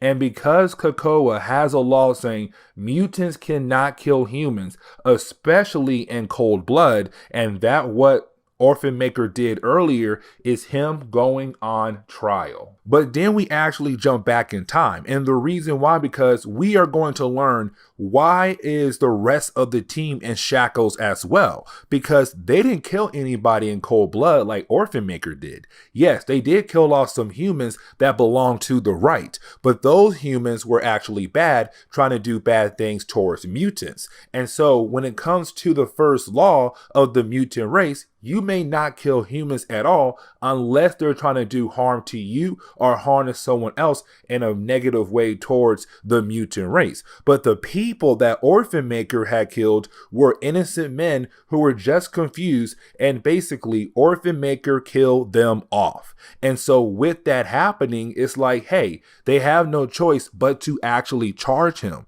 because they were innocent men killed in cold blood. Now, when they come back from the Right facility, they were confronted by the X-Men. Of course, the X-Men team that's being written right now by Jerry Dugan. And so when they are confronted by the X-Men team, it's Cyclops informing the Hellions, I have bad news for you. Orphan Maker has to go on trial for his crimes. Now, when it comes to the rest of the team, the Hellions, they look at Orphan Maker as a child in a man's body, which honestly is true. Yes, he's a tall man, but because of things he went through in life, it's a child's mind in a man's body. And so in the eyes of the Hellions, they're like, we cannot actually charge this guy because his mind's a kid's mind. It's not a grown man's mind in there. And so he couldn't think straight. He's on a rampage just trying to prove everything right for the person he looked as a mother. But of course, for Cyclops, he's like, this is an international incident. We have no choice but to go ahead and take him away and put him on trial. And so it does lead into a battle between the X-Men and the Hellions, which honestly is a pretty cool thing to see, but it is stopped by Empath. Because remember, Empath has the ability to make you feel some type of way. And so he was able to make the Hellions stop so that the X-Men could take the Hellions in. And so getting back to the present day, we actually do pick up with the Hellions right now on trial. All of them. And the reason why the rest of the Hellions minus Orphan Maker are being put on trial is because they fought against the X-Men on Krakoa, which is a huge no-no. And so right now the rest of the Hellions are being put on trial. But while you have all the entire Hellions on trial, they're talking about the idea of Orphan Maker going to the pit. Now the pit is where you go when you break a law and you never come out of there ever again. And by this point in Marvel Comics, only two characters have been inside the pit: Sabretooth and Toad. And that is it. Sabretooth, because he did kill humans at the very beginning of House of X and Power of X, which then led to the X-Men to say, here is a law. Mutants cannot kill humans in cold blood, which Sabretooth did. But then Toad got put in there because Toad killed off the Scarlet Witch. And remember, by this point in Marvel Comics, Scarlet Witch is a human. She's no longer a mutant. They retcon says she is not the daughter of Magneto. But when Toad killed her, and she did come back to life, but when he killed her, they were like, hey, you killed a human, you must go to the pit. And so when it comes to Orphan Maker, he has to go to the pit because he did kill off a human, two humans actually. And so you do have Sinister wanting the entire team to go to the pit. And the reason why, because he's hoping to hide all the different secrets that he was doing in the entire Hellion series from the rest of the Quiet Council, but also the rest of the mutant race, because he's trying to make himself a god in some kind of way. But then we kind of find out Psylocke, her shackles were not locked, which means that she can actually punch and kick him like she wants to, and she does. And the Quiet Council, they do not step in because they feel like Sinister deserves for what he had done to her, but also to the rest of the Hellions. And so then we actually jump into the trial of Orphan Maker. Now, this trial is actually very important.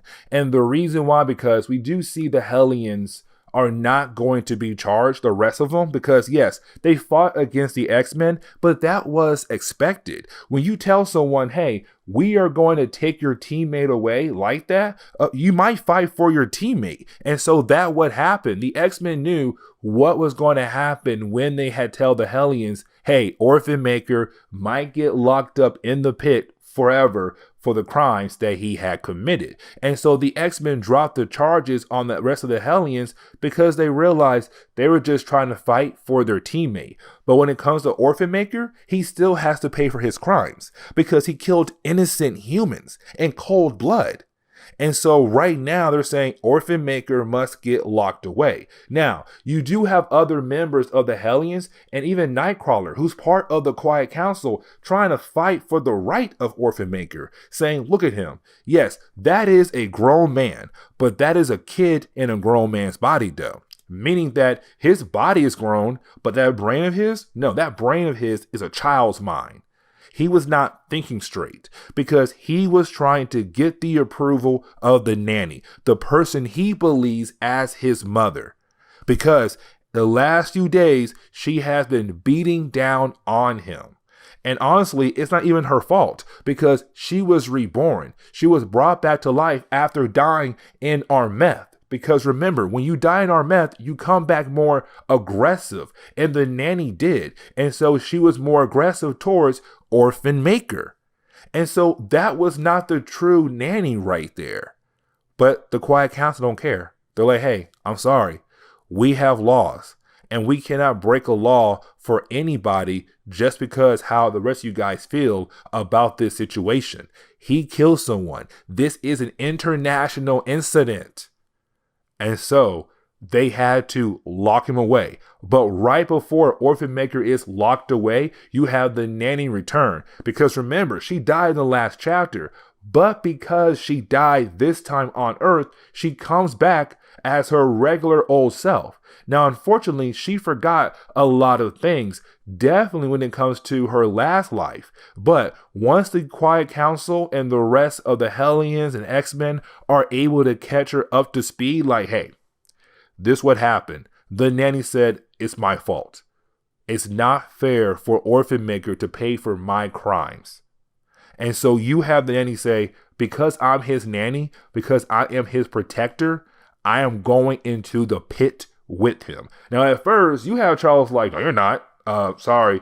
You don't have that right. It's up to us, the Quiet Council. But the nanny doesn't care. She wants to go with Orphan Maker into the pit because till this day, he will always be her baby. Till this day, she will always protect him.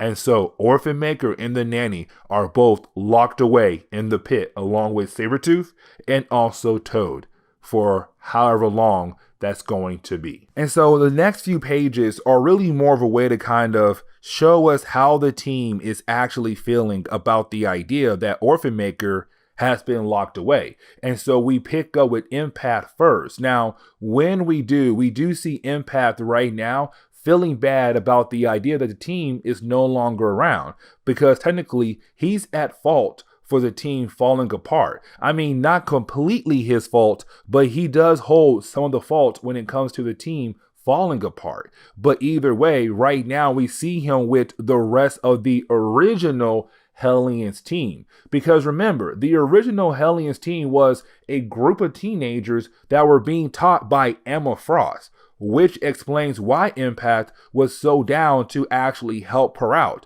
to work for her, because he always looked up to her. And so this is why he did everything he did for her. And so we actually then jump over to Grey Crow, which honestly, Grey Crow is right now hiding in the trees with a sniper and getting ready to shoot off Empath. Because remember, he told Empath, if you ever use your powers on me or anybody else on the team, I'm going to kill you. And so right now, he's hiding in the tree with a sniper, getting ready to snipe shot Empath. But he is stopped by Psylocke. And the reason why, because Psylocke does not want him to have more blood on his hands.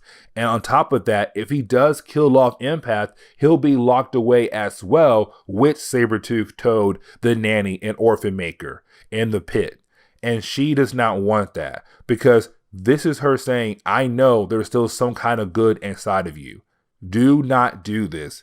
Even though it could be the right thing to do in your mind, it's not. Let Empath go and put the gun down. But then we actually pick up with Wild Child. And when we do see Wild Child right now talking to, I want to say it's Dr. Reyes. I could be wrong. But we do see Wild Child right now being talked to by Dr. Reyes about taking some pills. Now, these pills are actually going to help Wild Child be a normal person. And what I mean by that is because of Wild Child mutation, he doesn't think like a regular person does. He thinks like an animal does. And so they're hoping that with these pills, he'll just turn back to normal and act somewhat normal and then be able to walk around Krakoa without acting like some kind of wild animal. But then you have Cyclops go over to his brother Havoc. Now, Cyclops knows that Emma Frost technically used Havoc as a pawn to kind of stop Mr. Sinister from being able to become a god. And so Cyclops is upset by it. But Cyclops is still not down with the idea of bringing someone back to life, well, a particular person brought back to life.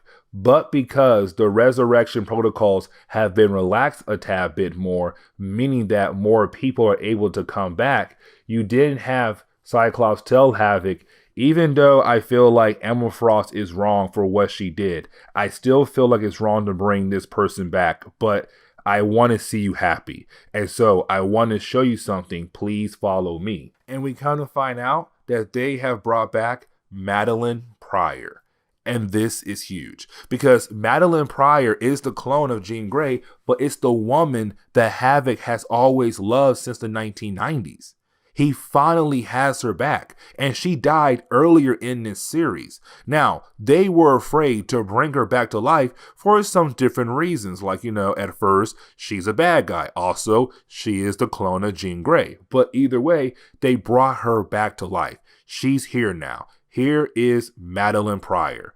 But the problem is that it seems like she has split personalities. Because at first, when she sees Havoc, she's like, why are you here? Why did you bring me back to life? Now I'm in your debt. A debt to another Summers brother. Because remember, she was married to Cyclops originally.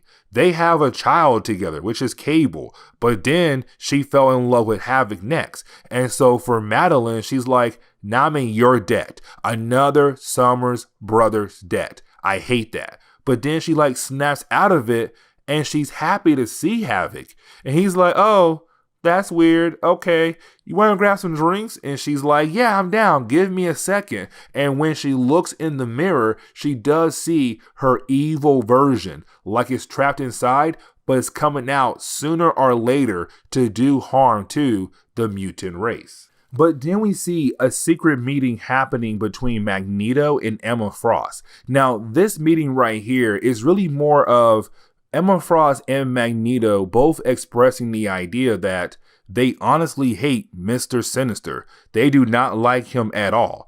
But they realized that they had to let him go. Yes, they were able to stop what he was trying to do right now, but they know when it comes to Sinister, he has other plans up his sleeve. But he's a cancer to this nation. He's a cancer to this race.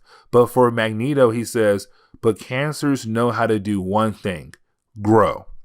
And so we need him to help us grow. But while the two characters are talking, we do see Sinister right now in his laboratory working on something. And it looks like he's combining the DNA of 5 particular mutants: Cyclops, Jean Grey, Storm, Nightcrawler, and Wolverine. But the question is, though, what is he doing with those DNA samples right now? What is he plotting next to do to the mutant race? But the book really ends with Psylocke and Greycrow having a conversation on the beach with one another about the idea that they're both going to stay. But the question is, though, what they're going to do on the island now. What are they going to do to kind of help them relax and take their minds off the things they went through over the last few books? But either way, as they're having this conversation, they both realize that they want to kind of form a relationship with one another. And so we do see Psylocke and Greycrow really become a couple at the very last page of this book. And that's it. That's the end of the Hellions series. That's the end of this storyline, guys. Man, it was one heck of a ride. With that being said, guys, please leave me a like down below and subscribe. Also, if you have any suggestions on books I should read, well, please let me know in the comments below, because you never know, your suggestion could be a future video down the road. But guys, I'm out of here. See y'all next time. Later.